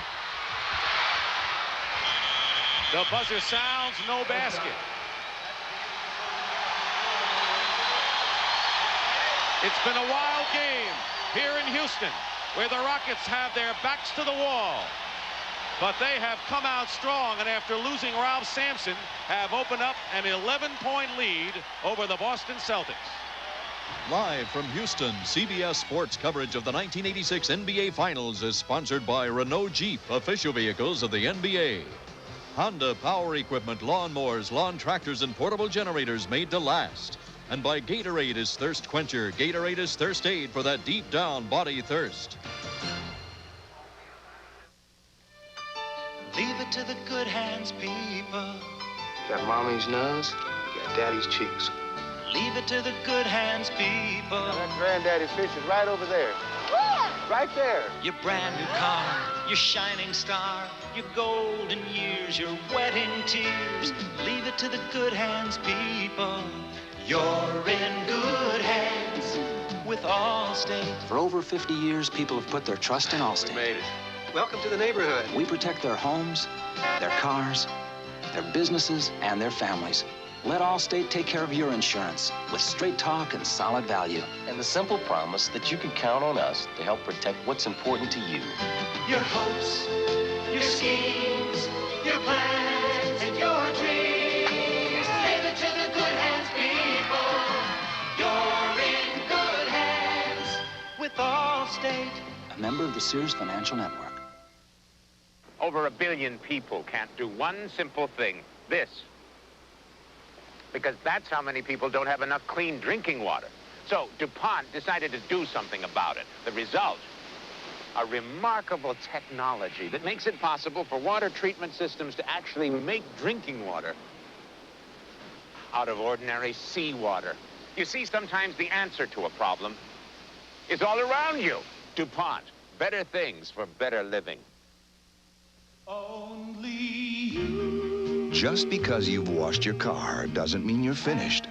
After each wash, you need some Armor All. On the dash, the bumper, and especially the tires. After all, when you're in love, what's a few extra minutes? Armor All. It's the finishing touch every time you wash your car.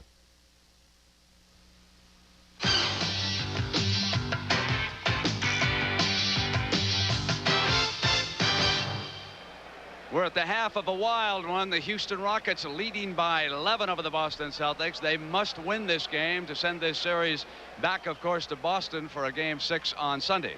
We've also had violence here in the first half of this game, and with me is a man who played with more determination than perhaps any center I've seen in the NBA in the last 10 years, Dave Cowens. Dave, when you were with the Celtics, did you ever get involved in a brawl like this, and what happened?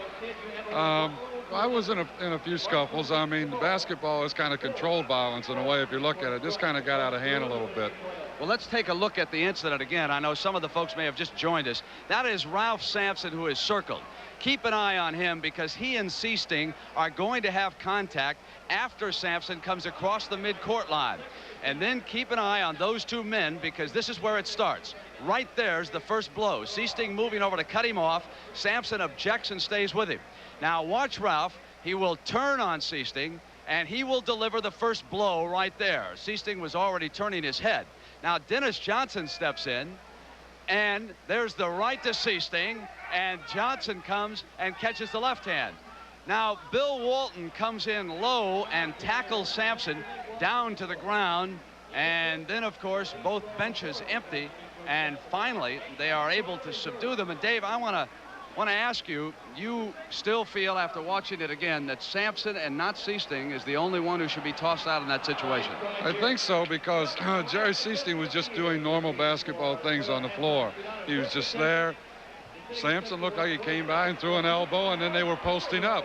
And Jerry was just holding his position. The guy turned around and hit him. Dave, what about the role that Bill Walton plays coming in low to take Sampson down? Well, I think most of the other players try to prevent anything from going on much further than just the initial contact. And Bill was smart to do that because it was getting out of hand now. I mean, it was getting into a team brawl. And you really don't need that because all of a sudden people are getting hit when they're not looking.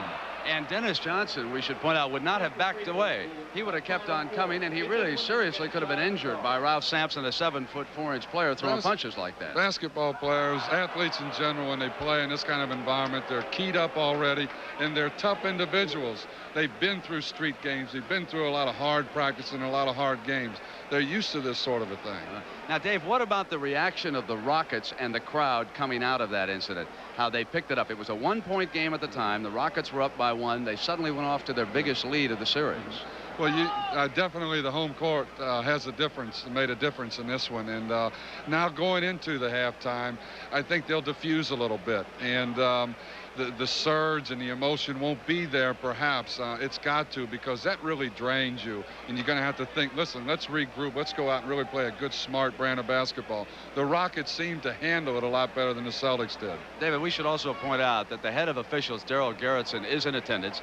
We extended an invitation to Darryl to come up with us, and also the Commissioner, David Stern. They declined at this time to go over the incident and speak about it. So when we come back, we're going to take a close, intimate look at a very special basketball player by the name of Larry Bird. We'll do that after these messages from your local stations. In last year's playoff, Roger Maltby dropped this putt for the title. The Manufacturers Hanover Westchester Classic this weekend on CBS Sports. This is CBS. In Italy, whenever there's a celebration, you're bound to find Italian pie. At Pizza Hut, we now bake our own Italian pies. We call them Priazzo. Come, celebrate with us. Celebrate with a free pitcher of Pepsi-Cola or other soft drink when you buy a medium or large Priazzo Italian pie. Priazzo and a free pitcher of Pepsi. Only in America and only at Pizza Hut. Here's how to save on Marcal products and make our cities greener. Look for this special Marcal insert in Sunday's paper with 3 money-saving coupons. For every one you redeem, Marcal will donate 10 cents to the Plant a Tree program sponsored by Marcal and the National Arbor Day Foundation. That means a greener America for all of us. Check the insert and discover how you can join the National Arbor Day Foundation at half the regular cost. It's never been easier to plant a tree in your hometown and Marcalculate and save. What can brighten your day like nothing else? A little gold jewelry.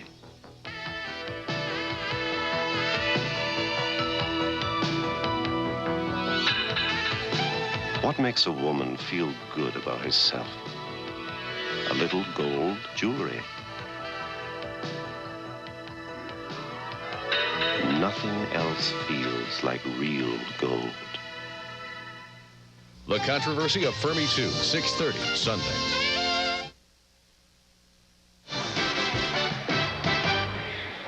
Game 5 of the NBA Finals, the summit in Houston, Texas. The Rockets needing a win to get this one back to Boston, 58-47. You know, when something like this happens, there's a tendency sometimes to forget about the action on the floor. We must point out that Wiggins and Peterson have played magnificently for Houston in the last 2 games. Larry Bird scored a 3-pointer 11 seconds into the second period, and then Houston shut him down the rest of the way, and that has been one of the key stats. But Larry Bird, of course, is the premier player in the NBA, and for a very special look at him, let's go down to our colleague, Pat O'Brien. Pat? All right, Brent, thank you. And you know as well as I do that if you watch Larry Bird long enough, you start saying to yourself, how does he do those things? Well, we finally wanted to know just that. So we sat Larry down and some of the other greats of the game to talk about the elements of style, because superstars definitely have a different way of playing basketball. Michael Jordan is as stylish as they come. Irvin Johnson's style is sometimes pure magic. And Charles Barkley's is flash and brute force. They will write their styles into basketball history. If you were writing a book about basketball, the people you just saw would merit a chapter or 2. But ask any basketball expert, and they'll tell you that if you're rewriting the story of basketball, the author, Larry Bird. Chapter 1. I just shoot any type of shot. I'm not afraid to take an off-balance shot or a three-point shot. I just get in one of them grooves, and I don't know what makes it go in. Sometimes it releases out of my hand before I even think about it. I think it's just the fact that I've shot some of these shots 1,000,000 times. He squares up. Very seldom does he take a bad shot. I think his background in Indiana has been tremendous help to him, because I think players who come from that part of the country, especially Indiana, get the great fundamentals. Chapter 2 is passing. While all of Larry's passes may not be fundamental, in this chapter he always seems to get the ball there. I realize that you can move the ball up the court a lot quicker if you pass it opposed to dribbling it up. Some of the passes I make, I try that really might have a very slim chance of making it, but you got to try it, because if you get double teamed, there's an opportunity that somebody's going to be open somewhere. He has such supreme confidence in his passing ability. He knows if he draws 2 people, he's probably going to produce something better in the form of a layup. Bird does it instinctively. It doesn't take any effort. He doesn't have to turn his head. He looks at the entire floor and he sees movement and color. Now in this chapter, the other team has the ball, but when Larry's on the court, not for long. It's all anticipation. You watch the other team, you watch the plays that they call, you watch the plays that the coach calls from the bench, and you anticipate where the ball's going, and you anticipate what your man's supposed to do, and you just go from there. It's a lot of luck. Tony holds the ball, and Bird steals the ball from Tony. And that's it. It's all over. He isn't blessed with a great deal of jumping ability, but he's blessed with knowing where to put his body. He puts his body on the right part of the floor to defend. He has great anticipation. And the final chapter, In the Clutch, we find out just why Larry Bird is rewriting the book of basketball and soaring over all challengers. With a dedication unmatched in sports, we now know why they say, get the ball to Larry. Sometimes it gets in the fourth quarter and 3 or 4 minutes ago, and everybody will come and say, okay, Larry, it's time to take over. You know, that's the greatest feeling in the world. Here you're playing with some of the best players in the game, and here they come to you and say, okay, it's time to take over the game. And that's a heck of a feeling. Larry Bird has not only rewritten the book of basketball, he's read it, and he's also seen the movie. And many of his opponents have seen it as well, and to them, it is a horror film. Let's go back upstairs to Brent. All right, Pat. And Dave, you think he's added a new dimension to his position, too? I think he's almost created a different basketball type. He's a power forward and he's a quick forward, and he shoots like a guard. He's a creative guy.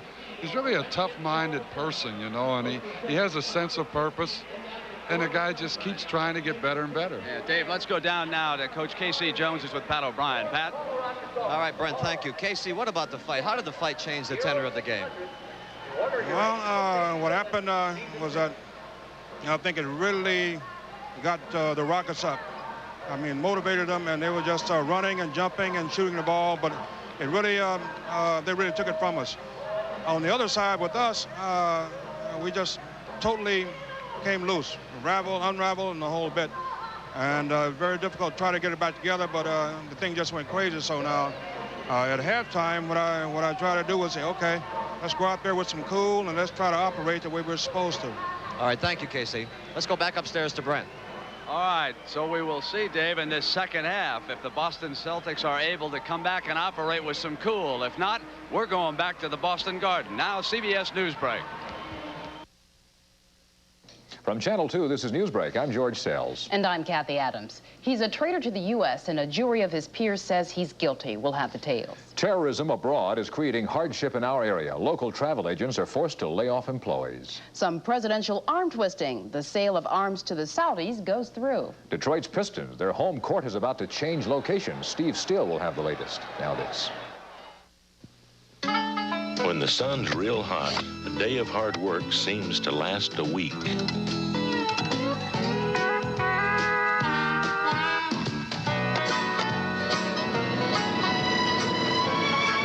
What's the matter with you boys? It's only 102. Bush. Head for the beer brewed natural as a mountain stream, for a taste as smooth as its name. Bush. Head for Bush beer. Head for the mountains. The Republican gubernatorial race has a new front-runner. An exclusive poll after the game. The moon's coming up with a sight to see. The radio's playing for my baby and me, and we're rolling. Rolling on the river. Rolling on the river, feeling happy, feeling free. Have mercy. Hey, get rolling on the Honda Rebel. Take it from the welfare at $14.98. It's a bike you can afford to be seen on, baby. Rolling on the Rebel, feeling happy, feeling free.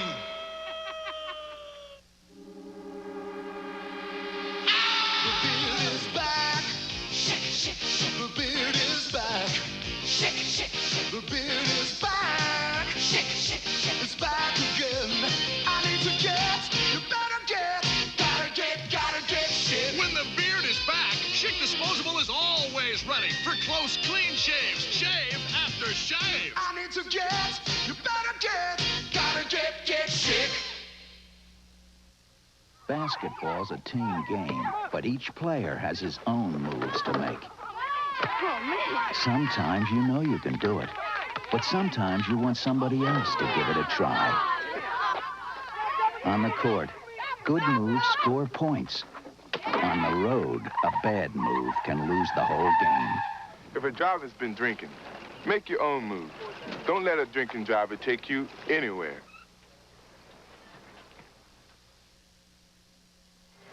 Live from Houston, CBS Sports coverage of the 1986 NBA Finals is sponsored by the new Chrysler Corporation. They don't want to be the biggest, they just want to be the best. Schick, when the beard is back, you gotta get Schick.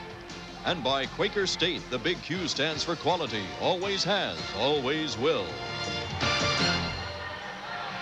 Here we are at halftime, and the shooting statistics. Houston 50% more than what they've shot in the series, and the Celtics, with the front court shooting only 30%, are way down. Rebounds, big edge to Houston, particularly a 2-to-1 edge off the offensive glass.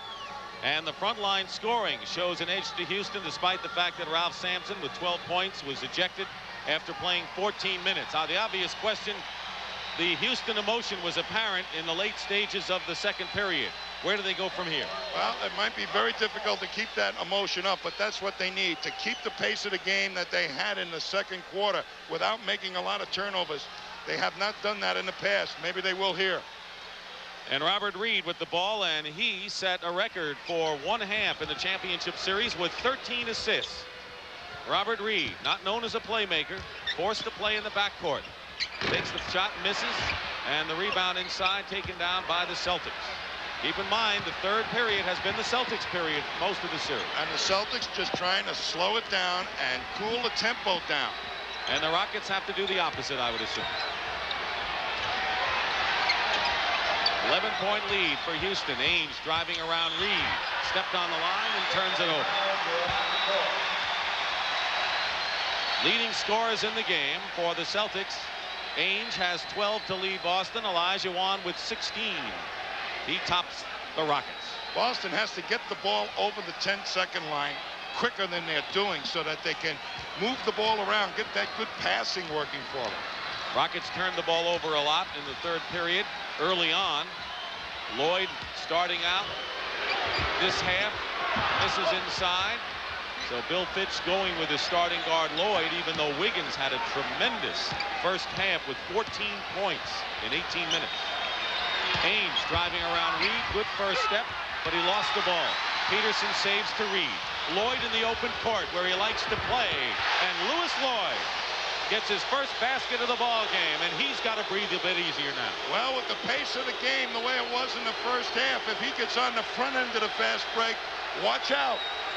And watch for Bill Walton as he takes off the warm-up suit, and he's getting set to come back in the ball game.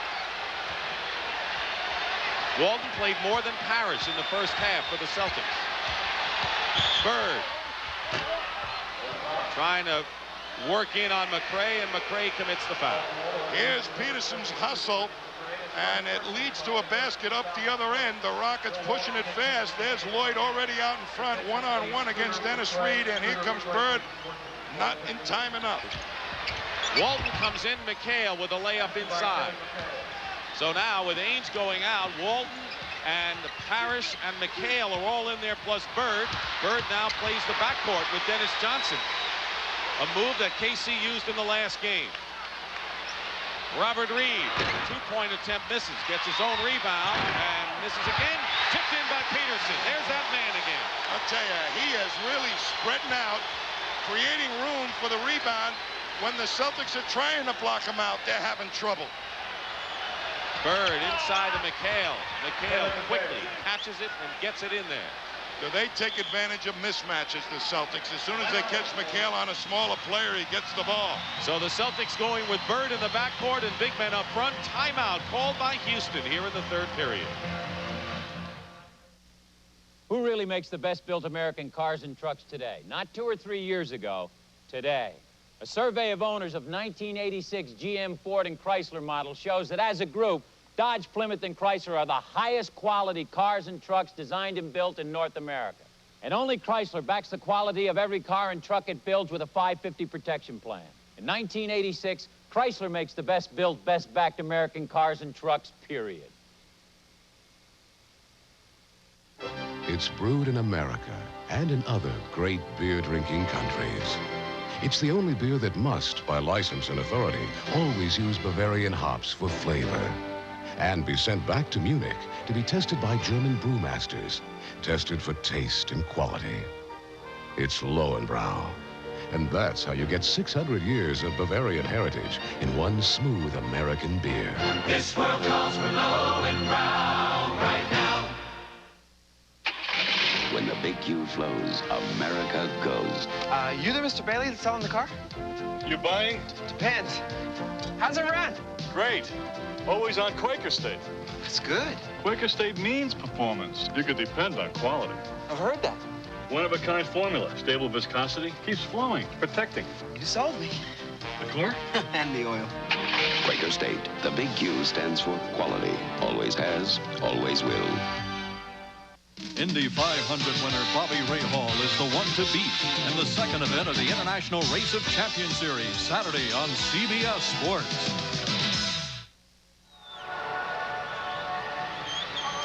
To the right of your screen, you're going to see Robert Parrish try to block out Jim Peterson. He thinks he's got him, and as Peterson just keeps going, steps inside Parrish, creates enough room for himself, even on the nudge, to get back in and tip it in. So Parrish has got to hold the block a lot longer than he's doing. Big offensive rebounding edge to the Rockets, who lead it 62-51. McRae bringing the ball up. The point forward. Reed guarded now by Bird.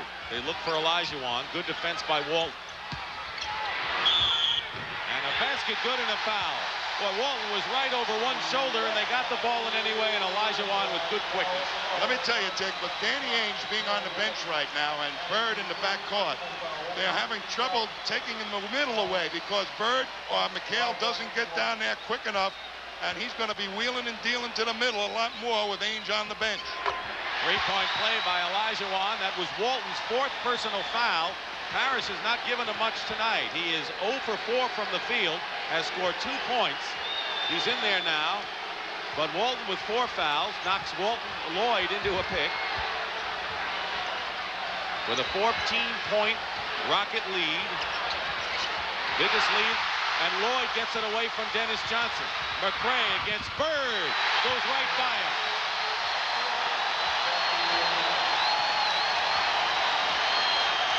Right now, the third period belongs to Houston, which is a reversal of things. And another steal. Peterson. And they're doing it with defense sticks, something that they were not able to do. Boston was doing it in the third quarter in the other game. Olajuwon picks up the loose ball. Peterson bangs it up. Here's Akeem.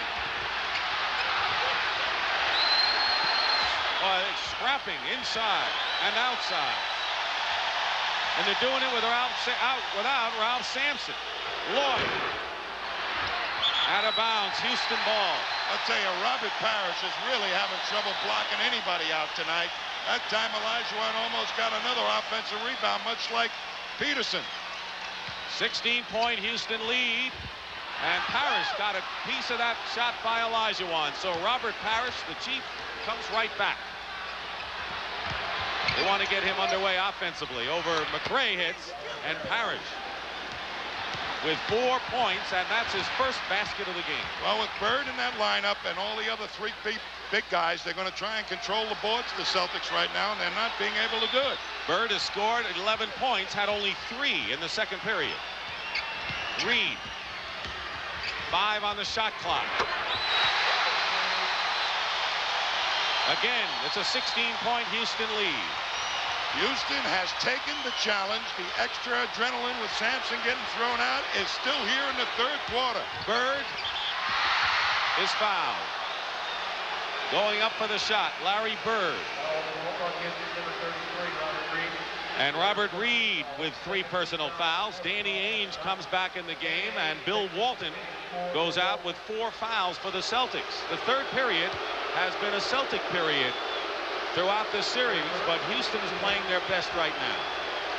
Now you're going to see it, Boston outdoing Houston, but the third period, Boston has played the tougher defense and has managed to come up with loose balls and turnovers by the Rockets.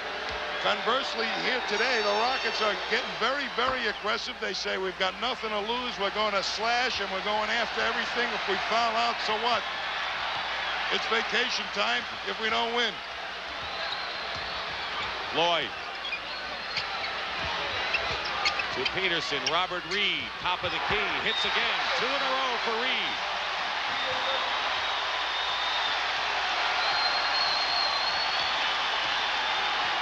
Rockets 71, Celtics 55. 7 minutes to go, third period. Lloyd is all over Dennis Johnson. Bird going in. Peterson blocks it out of bounds. Bird is going to take Robert Reed in the low post anytime he can, but all that dribbling, he had 3 guys around him when he turned around to take the shot.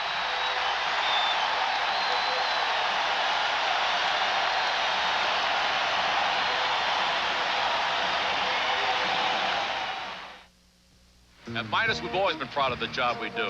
A lot of our new customers are referred to us by our old ones. Howdy, boys. Welcome back, Mr. Creedy. You see, good service, good prices. The word gets around. Like our fantastic anniversary sale. We're giving you 25% off every Midas muffler. A sale like this doesn't come along every day. Take it to Midas. I love a sale. Take it to someone you trust. Presenting the 4Trax 200SX from Honda. It's so much fun. Some people can't wait to ride one.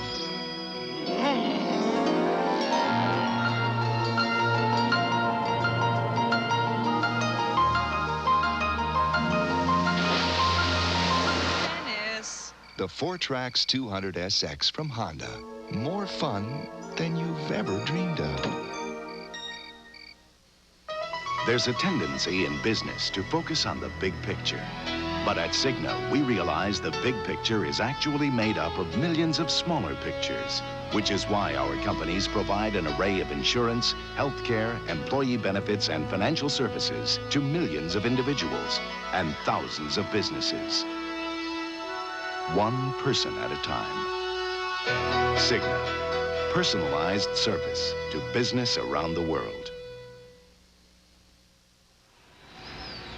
A live look at the Houston skyline, quiet right now, but let's go back to April the 6th, when Jean-Michel Jarre, known for the great fireworks and laser shows, lit up the skyline of Houston this way. Several million people witnessed this spectacular display. Tommy Heinsohn, we have seen fireworks of a different sort tonight inside the Summit in Houston, Texas, for the 1986 NBA Finals, game number 5 between the Celtics and the Rockets. Celtics leading 3-1, Rockets leading 71-55, and a fight in the first half with Ralph Sampson being ejected. But that as well has created the needed adrenaline push to really get the Rockets going. They're playing like a team possessed. Bird, McRae all over him, trying to get free. Bird hits the shot on the run with Rockets in his face. 15 for Bird. The Rockets have to play smart here right now. Keep running, don't slow it down. They have a tendency, maybe to slow it down and let the Celtics half-court defense come into play more and more. Reed, he's been hot outside. Tipped up by Peterson. McRae to Lloyd. Lloyd. Loose ball. Rockets still have it in Akeem. Peterson fights, and the Rockets are enraged. They are fighting for everything. Boston ball, but did you see Houston off that play? I'll tell you, Peterson is not going to be denied. He is so aggressive tonight. His willpower is blowing by McHale and Parrish. Nearly halfway through this third period. Bird. And Peterson gets another rebound. He has 8 rebounds in this game, but the Celtics get it back. Parrish with a fake. And Peterson saves it beautifully to Reed. Lloyd. Olajuwon, trailer. 21 for Akeem. As that speed in evidence once again, Parrish and McHale both too tired to hustle back. 5.5 remaining in the third. Parrish, no good. And it's Rockets ball. Jim Peterson had 9 rebounds. As Walton comes in for Parrish in game number 4, he already has 9 tonight.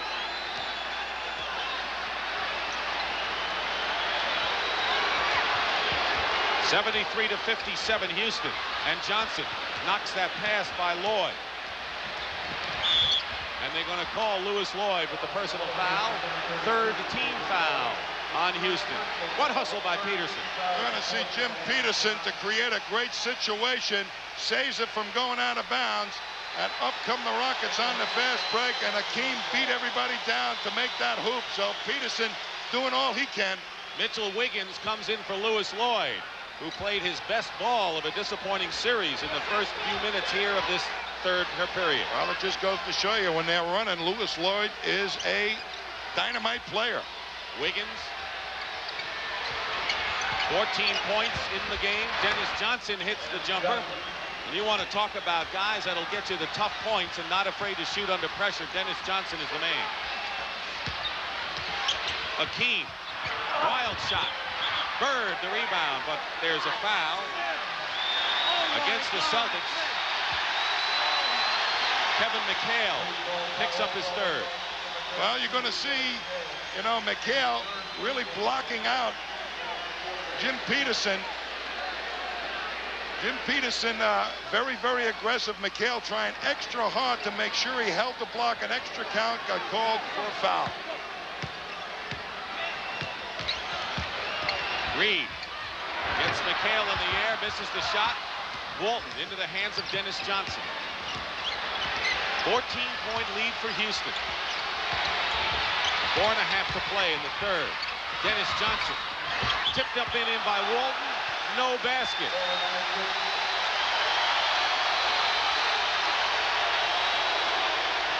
Offensive interference by Walton. We're going to see Dennis Johnson. He tried to create an offensive rebound.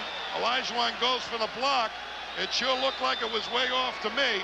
Should have been a good basket, no question about it. That ball was at least 6 to 7 inches off the rim. Reed goes out. Listen to the hand. 13 first-half assists. Set an NBA championship series record, and Alan Level replaces him. His job to push it up, play tight defense. Now Reed has to stay in right now. No substitution allowed on that play as you look at the foul trouble for both teams. Walton, the only man with 4. Wiggins. Johnson with terrific defense. There's Peterson with another rebound. Peterson up. And the foul will be against the Rockets, a loose ball foul. Going to see Wiggins and Bird underneath. A little pick here, and Wiggins throwing Bird off the court. I mean, to tell you, that's what goes on when you're watching the basketball, folks. Level has come into the ball game. Reed getting a breather. Bird picked up by Wiggins on a switch. McCray guarding Dennis Johnson. Olajuwon was there, and there's McHale with the offensive rebound in the basket. Wiggins and Bird going at each other in each other's jersey. Wiggins guarding, or Bird is guarding McCray, but Wiggins will be on Bird at the other end. Level. Alan Level with his first basket. Big hoop for Level. That's going to make the Celtics think twice about doubling Olajuwon if Level can keep hitting that shot. 3 minutes, 10 seconds to go, third period. Ainge hits from long range, and Danny Ainge has 14 points in the game. But as Peterson working McHale. Ray goes in for the layup on the fast break.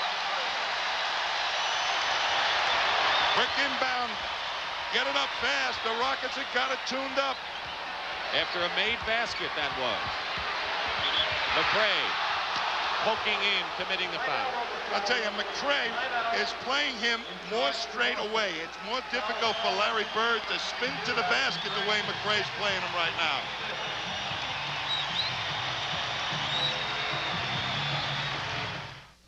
This world calls for good times. From London This world calls for sharing them now. to Stockholm This world calls to for Tokyo.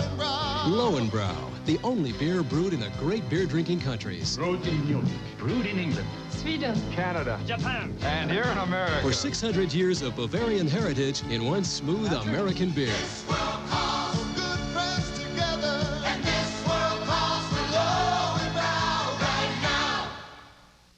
Only Chrysler gives you real American values. Get $500 or $1,000 back on LeBaron GTS and Laser XT, the cars that took on and beat the world's best. LeBaron GTS outperformed Europe's luxury performance sedans BMW 528e and Mercedes 190e. In slalom and cornering, Laser XT outhandled one of the world's great handling sports cars, Porsche 944. For real American values, only Chrysler gives you $500 or $1,000 cash. The essence of bobsledding. The new sled feels like gliding on silk. The essence of shaving. This is Atra Plus, an incredible advance in Gillette shaving smoothness. The Plus is the white Lubra Smooth strip that releases lubricants as you shave. You never felt anything smoother. Atra Plus by Gillette, the essence of shaving. We're going to see what was so important for the Rockets to get that speed into the lineup. Look at what happens even after a made basket. The long pass up the court immediately has pressure on the slowest Celtic players. That has always been the advantage of the Rockets, the quicker feet by all 5 players. In the second period, we had a skirmish, a fight, punches were thrown. Ralph Sampson was ejected for punching Jerry Seasting. With 9:40 remaining in the second period, the Rockets were leading by 1 point at that time, and they have been ignited. They led at halftime 58-47 and lead here 77-63. Their biggest lead was 16 points here in the third period, and that's the story in game number 5. Dick Stockton and Tom Heinsohn at the summit. Rockets trying to stay alive and send the series to Boston for Game 6 on Sunday. Well, the Celtics have to try and stay even with the Rockets, try to cut it to down below 10 points. The Rockets got to be on guard against slowing it down too much, which just that fast break off the made shows me that they're willing to keep running. But this man on the bench, very important how much he's going to be there. He's been running that break beautifully. But the Celtics figure to make at least a couple of runs before this game is over. Rockets by 12 with 2:35 to go in the period. And a Celtic foul. Holding Danny Ainge, and that'll be his third personal foul. That's the third team foul against the Celtics. Still have one to give before the penalty. Level in the backcourt with Wiggins. Weren't the two that started the game. Lloyd been taken out. Reed on the bench has played marvelously. Olajuwon knocked away by Bird. Level with the jumper. Short. Ainge ahead to Bird. And Larry Bird barely saves it. Goes for a three-point shot. Missed everything. I think he got fouled on that one. Level finding a way in and goes up with a shot. When Level makes a commitment to shoot the ball instead of guessing whether to shoot or pass, he's very dangerous. Under 2 minutes remaining in the third period. Rockets maintaining a 14-point lead here.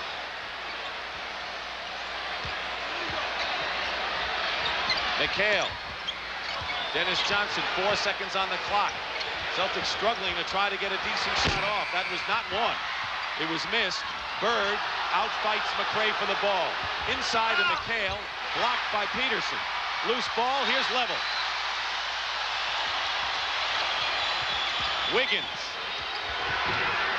And Bird comes back. Bird to McHale, and McHale's shot is blocked again by Peterson. Level in the corner, slows it up. Akeem, goaltending against Walton. Olajuwon with 23 points now.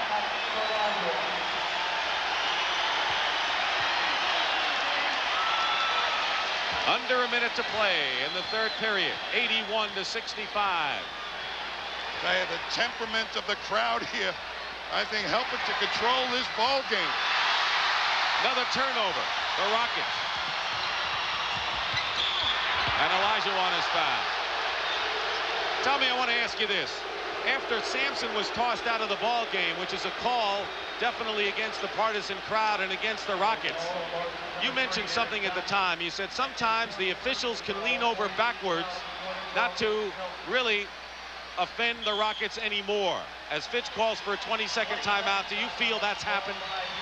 I think right now they're just letting everybody go to town and bat and swing, and they're calling the cheap fouls.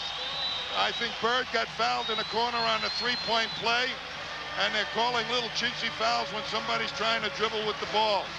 Right now, I do not like what the officials are doing in this quarter, in this part of the game.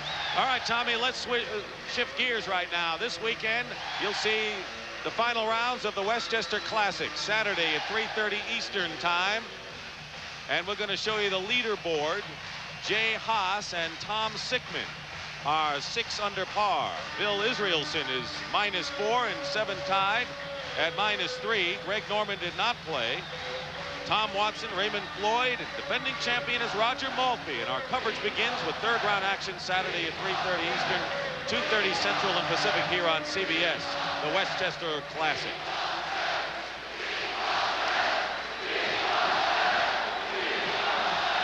They have come equipped with chants and posters of all kinds. I'll tell you, the Rockets are deserving of their cheers. They have really played their hearts out here. If there was any question, if they had enough character to respond to the challenge of the Celtics in this game, it's been answered already.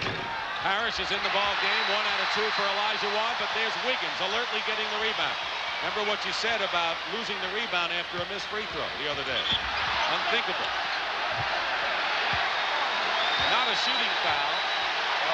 Larry Bird hit with a second.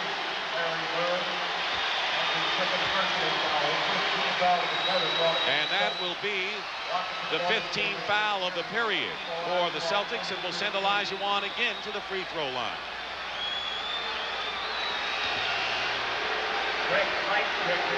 Greg Kite is coming into the ball game. He only played a minute in game 4. Picked up 5 personals in 7 minutes in game number 3, and he can bang and has played Olajuwon pretty well in this brief time he's been in. Well, he's been one of the guys that really blocked Olajuwon off the best, or any of the Rockets off the boards the best.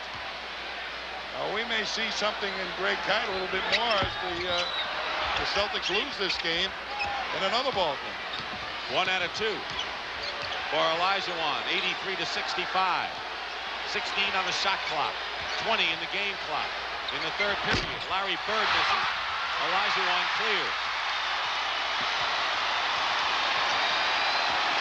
And they'll play for the last shot. This was not a Boston Celtic third period. Now the Celtics have never had to come from a big margin behind.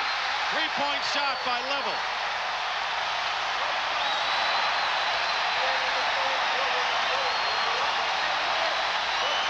That's the end of the third period with the score. The Rockets 86, the Celtics 65. We'll return to the Summit after this word from your local station. Saturday, Magnum rides into danger when he wrestles rustlers. Cattle rustlers? Afraid so. But will Higgins order him corralled? Go to my room. Magnum. This is CBS. 100,000. No matter how many miles you drive, 200,000. Your car will never run longer. 300,000. Than your Midas muffler guarantee. Take it to someone you trust. The play is 327. 327. Okay. Break. 327. Straight. Get in the game, the daily game. Look, we've got trouble in the corral. Chasing a wayward bull's one thing. Bringing him home's another. Boy, I never seen that before. And when you found a way to lure him back, you head for the mountain. Bush. Head for the beer brewed natural as a mountain stream, for a taste as smooth as its name. Bush. Head for Bush Beer. Head for the mountains. Detroiters, come join us at Riverdale Park, North Eliza Howell Park, and Lower Rouge Park for Rouge Rescue 86. Roll up your sleeves and lend a hand this Saturday. Call 42-ROUGE for details. Live from Houston, CBS Sports coverage of the 1986 NBA Finals is sponsored by Miller High Life.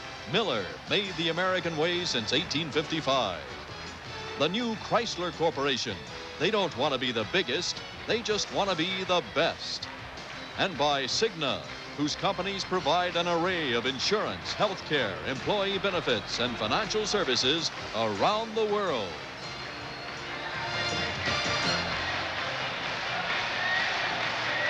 Dick Stockton and Tom Heinsohn, let's review the game. After one period, the Celtics led 28-26. Kevin McHale scored 10. Then Ralph Sampson was tossed out of the game for fighting after having 12 points in the ball game, but Houston went on a tear in the second period, and then Jim Peterson off the bench, his backup, went on a tear off the boards. And in the third period, the Rockets outscored the Celtics 28-18, including the last 9 points of the session.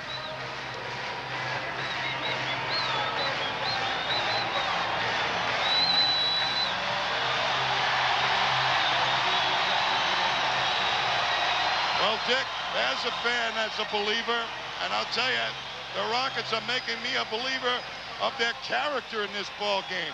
That's what this team may have a little, you may have a little question about their character, but not now. Well, if you wanted to know if they had anything left in game number 5, you know that answer. Celtics trailing by 21. And a turnover. Ainge threw it in the hands of Olajuwon. Akeem is 25 to lead the Rockets. McHale and Bird each with 17 for the Celtics. Olajuwon over Paris. Everybody was out on an outside shooter. Olajuwon got a chance to work one-on-one. And a foul by Peterson over McHale. Interesting that the Rockets, after Olajuwon was tossed out of 2 games in the playoffs, wound up winning. And with Sampson being ejected here, have gone on a tear and are leading here in the 4th period. Once again, the Celtics, a lot more turnovers than the Rockets. Parrish with Olajuwon defending, another rebound, another outlet to Wiggins. Going in is Wiggins. Basket. 16 for Mitchell Wiggins off the bench tonight. We may have seen the end of Lewis Lloyd the way Wiggins has performed the last couple of games. Ainge faking level. Blocked by Olajuwon, and Level can't keep it in bounds. Celtics get an easy 2. Actually, Level kept the ball inbounds for the Celtics. And there's Lewis Lloyd, who actually showed the best flashes of this series in the early moments of the third. Wiggins has given it to him with great defense and rebounding. 90-67. McRae won't shoot against McHale. Level. Air ball. Seasting in the ball game with Ainge in the backcourt. Dennis Johnson getting the rest. Tight. Parrish and McHale up front. Seasting hits the jumper. He was a 58% shooter in the regular season. Larry Bird flexing and getting ready to come back in. And so is Robert Reed. I'll tell you, this game has been the most effective defense on Larry Bird the entire series. McRae, who's done a lot of it, hits the jumper to give himself 15. McHale low against Peterson over the outstretched hand of Olajuwon. Level pushing it in and will draw the foul. The Rockets pushing the ball up in a sustaining manner more than any other game this series. There is no question about that, Dick, and it's been a big factor.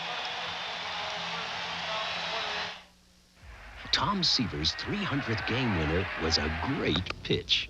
Ooh, that's not a bad pitch either. That's why I love golf. It gives me a chance, unlike the American League, to hit the old long ball. Top flight, the longest ball. When I step up to the tee and swing away at a top flight, it feels as good as hitting a grand slam, I guess. Top Flight XL, Top Flight Plus, the longest balls. Who said pitchers can't hit? Every bottle of Miller comes with a clear promise. Miller's made the American way. A promise that Miller beer has been brewed naturally. Born and brewed in the USA. And above all, a promise of purity. A promise that Miller beer contains no additives, no preservatives. Miller's made the American way. Miller beer. Purity you can see, quality you can taste.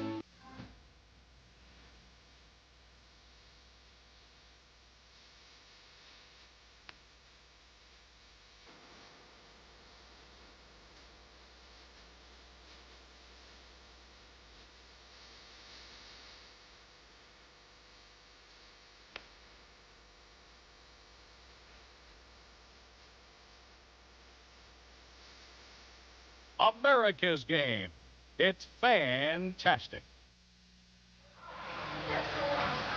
Here's our story in the 4th period. The Rockets are leading by 21, and if they hold that big lead, they will go to Boston. Game 6, Sunday, 1 o'clock Eastern time, where the Celtics thrash the Rockets in the first 2 games of the series. And Tommy, if they go to a Game 6 where the Rockets had a lot of trouble in the first 2 games, how do you think the Celtics are going to respond to that game? Well, I'll tell you, knowing the Boston crowd after being up there for so many years, they're going to be even louder than the Summit crowd here. The Celtics are going to, if they lose tonight, are going to take this loss and they're going to say, we are going to play mighty, tough basketball. That's what you know the Celtics will do at the Garden. Now we know the Rockets can do it here in Houston. You think the term "take no prisoners" may fit what the Celtics want to do if the series goes to 6? Olajuwon, 29 points, 13 rebounds, and 5 blocked shots. With Sampson out of there, he's had to do it all, and he's done it.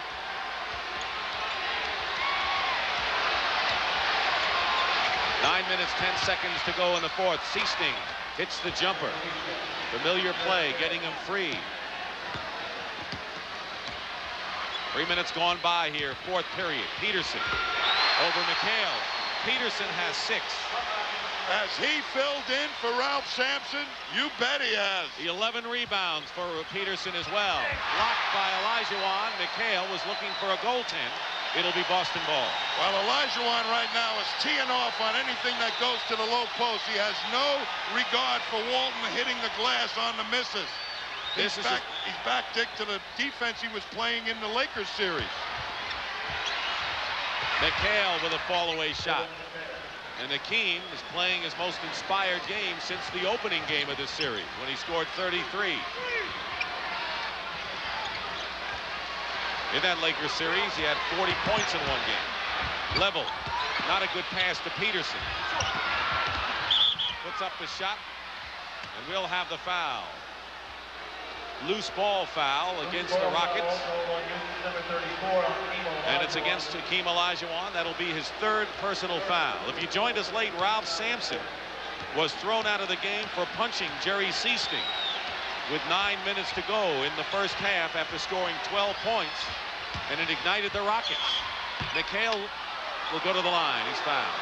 I'll tell you, Peterson is really working McHale over for the low post position, making him go out about 2 feet further out than McHale likes to go out. And then when McHale receives the ball, he's backing off and not taking the spin moves away from McHale. So they've been forcing him to shoot more fallaways than any one game this playoff round.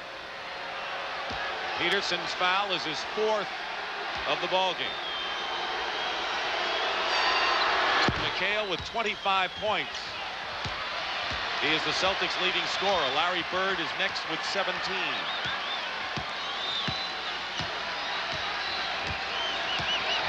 Peterson drives Seasting into a pick. 9 on the shot clock. McCray into Olajuwon. And they're going to jump it. Jump ball as the Celtics tie up Hakeem. Well, Jerry Seasting is running into those big guys. Look at Peterson. I mean, you got to let a little guy like Seasting know that a big body like that is there. They're going to do it again. Jump again. 7:53 on the clock. That's what Olajuwon has done. Reed. 11 points. I will tell you, the Rockets are so loose right now. Wow. It's a different game when you're ahead. And the Celtics really do not have the style of play, the speed to come back in an explosive way. They've been doing it on defense. And when the Rockets get that speed going, there's no way they can play a lot of defense. Dennis Johnson hitting from outside. He's in double figures with 11 points. All of the Celtics starters are in doubles with the exception of Robert Parrish, who has scored 4. 1 for 8 from the field for Parrish. Rocket turnover. Dennis Johnson going to the hoop. And he's fouled. Alan Level defending him there.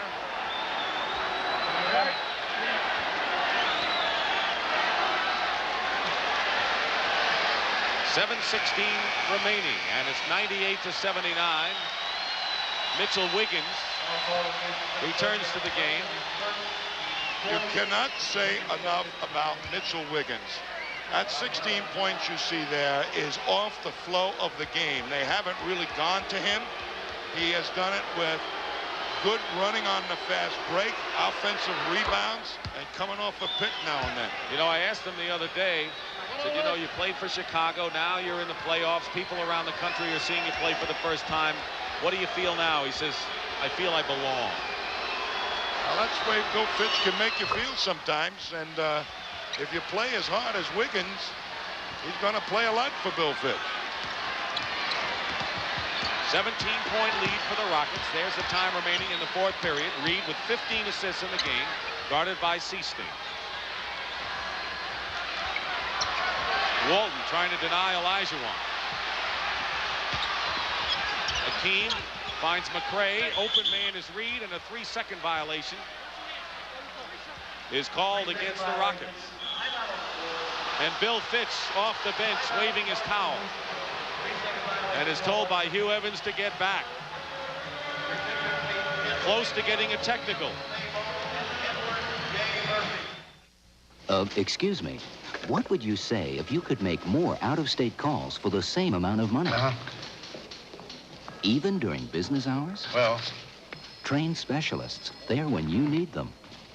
What if the company offering you all this was AT&T? That's a horse of a different color. The new AT&T Pro America plan. 10% off for just $15 a month. And AT&T. Call 1-800-222-0400. AT&T, the right choice. Steady Rider. One of the most popular shocks in America. Designed for thousands of miles of smooth, steady ride over all kinds of roads. It's Sears Steady Rider Shock Absorber. One more way we installed confidence at Sears. Now save 35% on another great Steady Rider shock. The Steady Rider RT. Just $12.99 plus installation. But hurry, the sale is on now. There's more for your life at Sears.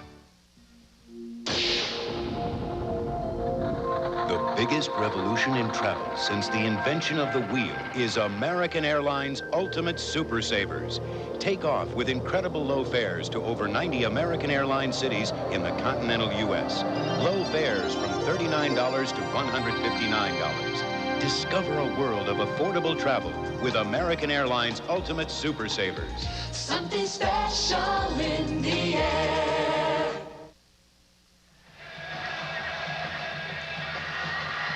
You're going to look at Bill Fitch here right now, and you got to grade him for points. You know, tie up to the top is 1 point. It would have been 5 if it was loosened, and he didn't release the towel all the way, so he only gets 2 points for that. If he'd thrown the towel in the air, that's a bona fide 10 according to the coach's handbook. And I know. Now, you would have done all those things. Tell me about the time you threw a towel into the stand. I caught my shoe. I love this one. And went 20 rows up into the crowd with the towel hanging from the end like it had a streamer. What about when you threw your jacket on the court? Tell them that. I lost my credit cards. Just some of the things that happened to Coach Heinsohn in his time, along with winning 2 world titles. 98-81, Houston. After the timeout, Bird into McHale. Nifty passing by the Celtics front line, and it's 98-83. There's enough time in this game for the Celtics to make a move. Crucial time now. Rockets have to come down and get a good shot every time. That might mean Olajuwon. Wiggins going to McRae. Walton the rebound, and Olajuwon knocks it away, but it's still Celtics ball. The shooting story. You know, you put about 3 decent defensive stands now, the Rockets, against the Celtics. That's as important as offense. And we'll have a Houston foul, and that will be the Rockets' 5th team foul, and that will be penalty. And the Celtics will go to the line with Walton. Keep in mind that the Celtics have the ability to make up big margins. If Larry Bird gets going on those 3-pointers, you can get a bundle of them. Right now, there's a dilemma for Bill Fitch. Should we keep the pace of the game up, or should we try to work the clock down? 4 fouls on Reed. What would you do? I'd try to push it up, take advantage of any fast break, a good situation that presents itself, and if it's not there, good selection of shot, pull it back out and get it to Akeem. The other night, when the Rockets played half-court offense, they turned the ball over more than when they ran. And bringing it up slow now. Peterson setting a screen for McRae. Under 6 minutes to go in the 4th period. Olajuwon tries to draw the foul, and he does. He is getting excellent position against Bill Walton, practically right underneath the basket.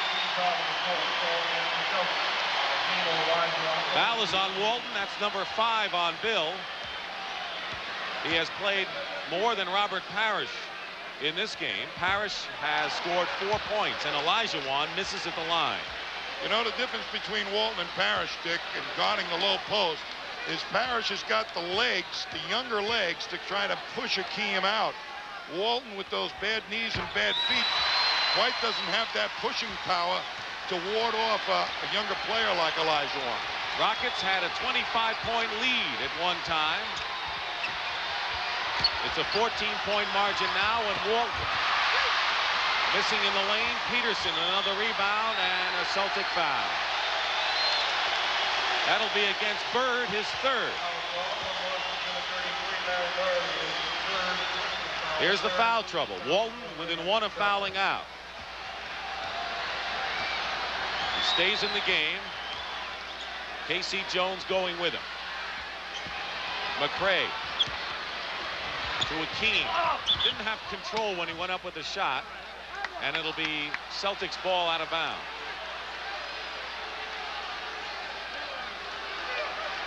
Casey Jones, who lost to the Lakers last year, won the title the year before, hoping his team could wrap it up in 5. Celtics right now went to Walton the last trip up the court. It should be either going to Bird or McHale. McHale knocked away. It was Peterson and Wiggins combining there. Robert Reed. McCray. They go to Olajuwon, who has the shot knocked away by Walton. Fine defense by Bill Walton. 3-on-1 break, and they're going to call the offensive foul against Dennis Johnson. That was an awful call. That was a terrible call. The man never had his feet planted. That's 5. Let's see it again, Tommy. Here he comes, Dennis Johnson. He's retreating all the way, never had his feet planted. He's got to stand there. He moved his feet. You're getting really exasperated here over this, aren't you? This is a terribly officiated game. Wiggins going in. Blocked by Walton. McHale, 3-on-2 break. Seaston. And Dennis Johnson. Wiggins fighting Bird. It'll be the Rockets' ball. Casey Jones, I think, feels the way you do, Tommy. You know, it's not just one way either. Well, people might interpret that. It's both ways. There's a lot of banging going on, and they're not calling it. I'm surprised another fight hasn't broken out. Score has been stalled on 99-85 for over a minute now. Reed going in. Scoops it. Akeem. No basket. He traveled. And that was a good call. Well, look at that story. Well, that's the story of the game. And Peterson and Ralph Sampson, when he was in there, and particularly Wiggins, the weak side rebounders, as they try to double and triple team Olajuwon, they made it pay. The Celtics pay for it. Olajuwon blocked McHale. Celtics still have it. Three-point attempt by Dennis Johnson misses, and here's Wiggins. Ahead of the field, Reed to McCray.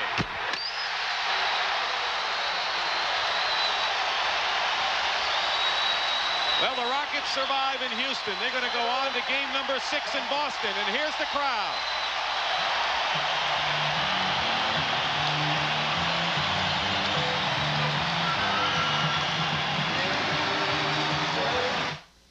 There's a tendency in business to focus on the big picture.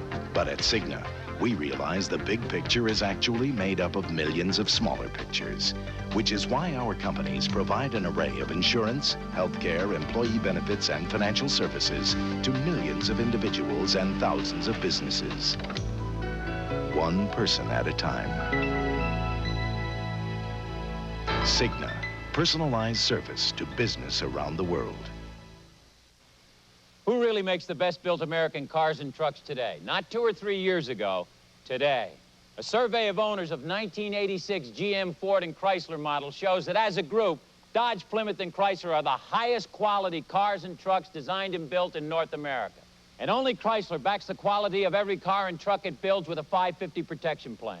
In 1986, Chrysler makes the best-built, best-backed American cars and trucks, period. And unfortunately, that's the weather picture for tonight. Roger is a weatherman. He knows the difference between little storms and big storms. And recently, when he saw a big one coming, the first place he went was his Honda generator dealer. Hey, you're the weatherman. I need a real good generator. And by the time the storm hit, Roger was prepared. The Honda generator, because you never know what the weather will bring.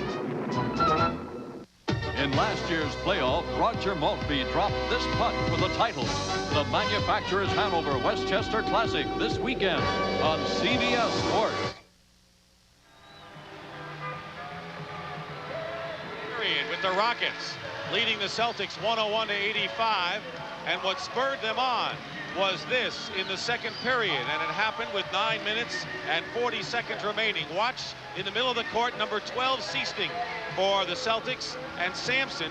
They elbowed each other, going in, still jostling. Now keep watching him. There's the punch to Seasting, broken up, and now they went after him, and Johnson got hit with a punch, and a melee broke out.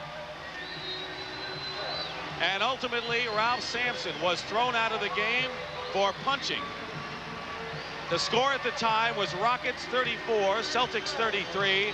And Tommy, that spurred on the Houston Rockets, who then moved ahead by as much as 25 points. And they're winning going away here in game number 5. I'll tell you, Dick, the Rockets responded like a champion should respond. The question of a young team is always, how much will they scrap for the title? They've got the physical talent. Now they've got the character. To me, this team is going to be awesome. And Casey Jones already is playing for game 6. David's third kill. Sam Vincent, Greg Kite are all in the ball game now. Blocked by Olajuwon. Wiggins ahead of the field. And it's going to be Celtics ball. Akeem with 8 blocked shots. He has scored 30 points and 14 rebounds tonight. I'll tell you, Peterson, Wiggins, Olajuwon have just been so fantastic. And McRae, in his own quiet way, playing defense against Bird. And I think it was the best defense of the whole series against Bird.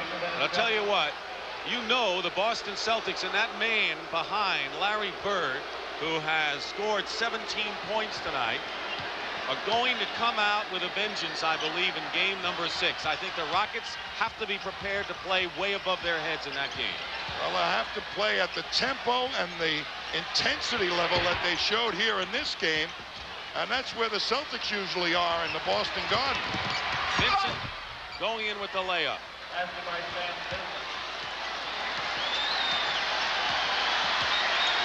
Of course, you never want to see a major player in a series and in a game thrown out in an altercation with what we'll call a lesser player as far as value to his team. That's what happened in this one, and it spurred on the Rockets. Somehow you got to think there must be a better way. One thing we know is that the likes of Sampson and Olajuwon have to learn to control their tempers. Both of them have been tossed out in these playoffs for fighting and pushing and what have you. McHale getting 2 for the Celtics. It's 103-89. Under 2 minutes to go.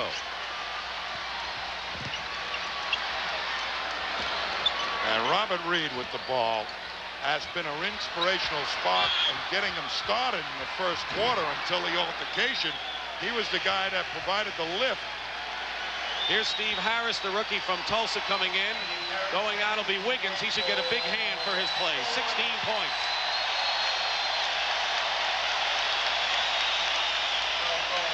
Tommy, you said at the outset of the series that with Wedman hurt, and by the way, Wedman could come back in game number 6 in Boston with his ribs. He's been working out. Basket for Olajuwon is 32. How is the speed of the Rockets affecting the Celtics with their veterans as the series moves on to 6 games? Well, you know, it happened to them last year against the Lakers. I think that was a big factor without the bench really being productive. The speed of the Lakers wore the Celtic down. However, we're going to have a couple of days off before game 6. We only had a day off before game 6 last year. Olajuwon goes out of the game. He had to pick up the slack, and he did. Larry Bird just sits and watches, but you know, somehow, some way, he seems to get the last word. Olajuwon goes out with 32 points and 14 rebounds. And his 8 block shots ties Bill Walton's NBA record set 9 years ago tonight against Philadelphia in a game in which Walton and the Blazers won the title. But each succeeding game in this series, he's becoming more familiar with that double and triple teaming defense that the Celtics have been throwing at him. Off the hands of Granville Waiters. Reed and McCray remain in along with Peterson, and Sam Vincent gets his second shot. Sam Vincent with 4 points. Under a minute to play. The Rockets have accomplished what they set out to do, Tommy. They sure did. And I knew they were going to be troublesome because they've got that great physical skill. There's Akeem with a banner performance tonight.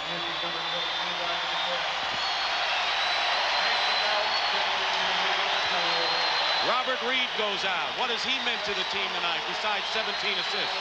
Well, he gave them the spirit while they were trying to find their identity in the first quarter. The veteran, the experience, he gave it to them. The fight with Sampson ignited the tempers of the Rockets, gave them the additional adrenaline, pumped them up to a win. But that man, Robert Reed, got them off and going early. You saw Dennis Johnson, who was cut behind the left eye, the left of the eye, with one of Ralph Sampson's punches. Half a minute remaining. Granville Waiters gets the bucket and a feed from McCray. Craig Elo, number 3, is in. Rick Carlisle for the Celtics. Harris blocks Vincent. They were picked 19 and 20 in this year's draft. Harris is supposed to be the better shooter, Vincent the better penetrator, but Bill Fitch is hoping that Harris will provide it all. But the emotion is taken over here in the final seconds. McHale scores. And it's going to be interesting for Ralph Sampson, who didn't play most of this game, to go back to Boston Garden. Elo gets the basket and is fouled. Ralph Sampson will go back to Boston Garden, where things have been tough for him. Well, and there certainly won't be a friendly crowd for anybody that goes into the Boston Garden when there's been a fight. So he's going to have to control his emotions once again and not get frustrated. But his absence down here at the Summit, I think, got his team really sky high. So he, in a way, contributed to the win. Waiters hits the basket. 1 second to go. And the game is over.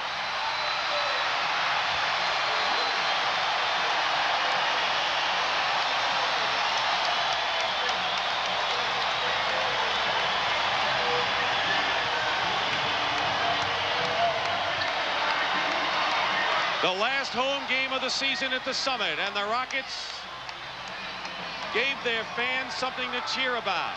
They did what they set out to do. They defeated the Boston Celtics to extend the NBA Finals to a 6th game. And that will be Sunday, 1 o'clock in Boston. It'll be a different crowd, a different scene, but the Rockets now trail 3 games to 2, and they showed up indeed, Tommy. Dick, there was no question that the Rockets got the job done and then some.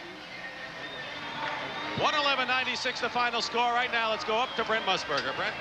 All right, Dick and Dave Cowens, this has suddenly become a much better series than we expected after the first 2 games. Let me point something out. This is the 2nd year that we've had a 2-3-2 format, much like the World Series, and both years we've hit the 6th game, and that's one of the reasons why the league liked this format.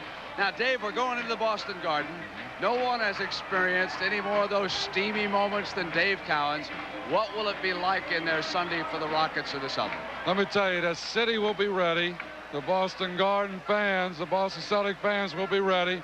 The Celtics will be ready, and they better be, because the Rockets are not going down easy. You know, I agree with what Dave just said. The Rockets aren't going down easy. One of the things that's happened in this series is that suddenly their bench has taken on an identity.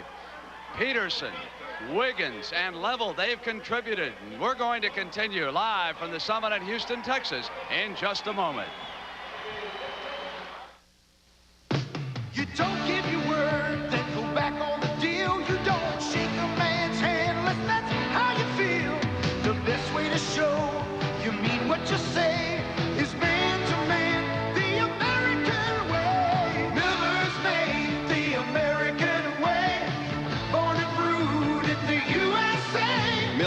contains no additives or preservatives. Purity you can see, quality you can taste. Miller's made the American way. Now's the time to buy a home because Century 21 offices are opening doors for you. It's our Century 21 Open House Weekend.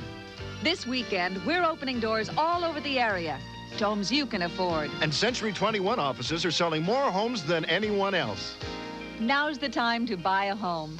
So come on in. Number one to work for you. Century 21. Call your local Century 21 broker for details of our open house weekend.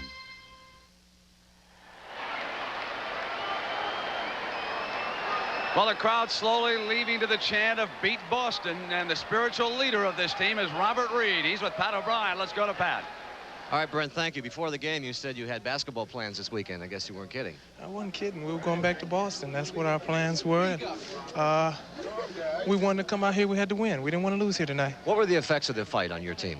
I really don't know what happened on the fight. I hit the buck, and I turned around, and I saw Ralph out there, and, you know, everybody was just throwing. I don't know what happened or anything. But it spurred the team. But, you know, I got the team in the huddle, and I told them, hey, we just lost our captain. Pete, you come in, you do the job for us. Everybody else pick up and take off. And let's just play like hey, now's the time we play like it's nothing to lose and just go out and play the game. Robert, here's the opportunity for you to say something to the fans in Boston waiting for you in the Boston Garden on Sunday.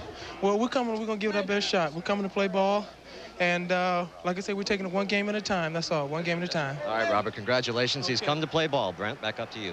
All right, I'm Brent Musburger saying so long from the summit in Houston. It was 111-96. The Rockets out-rebounded the Celts by 19. Stay tuned Saturday for third-round coverage of the Westchester Classic, 3:30 Eastern Time. Then on Sunday, it's Game 6. It'll be from the Boston Garden, the Celtics and the Rockets, 1 p.m. Eastern.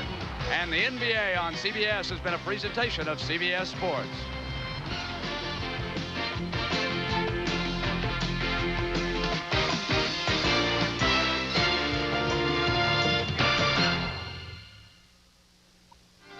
Nobody has lower fares than United to more cities across this land. North to south, east to west, only United has low fares to all 50 states. You're not just flying, you're flying the friendly skies. When you look for champions, you look to CBS Sports. This is CBS.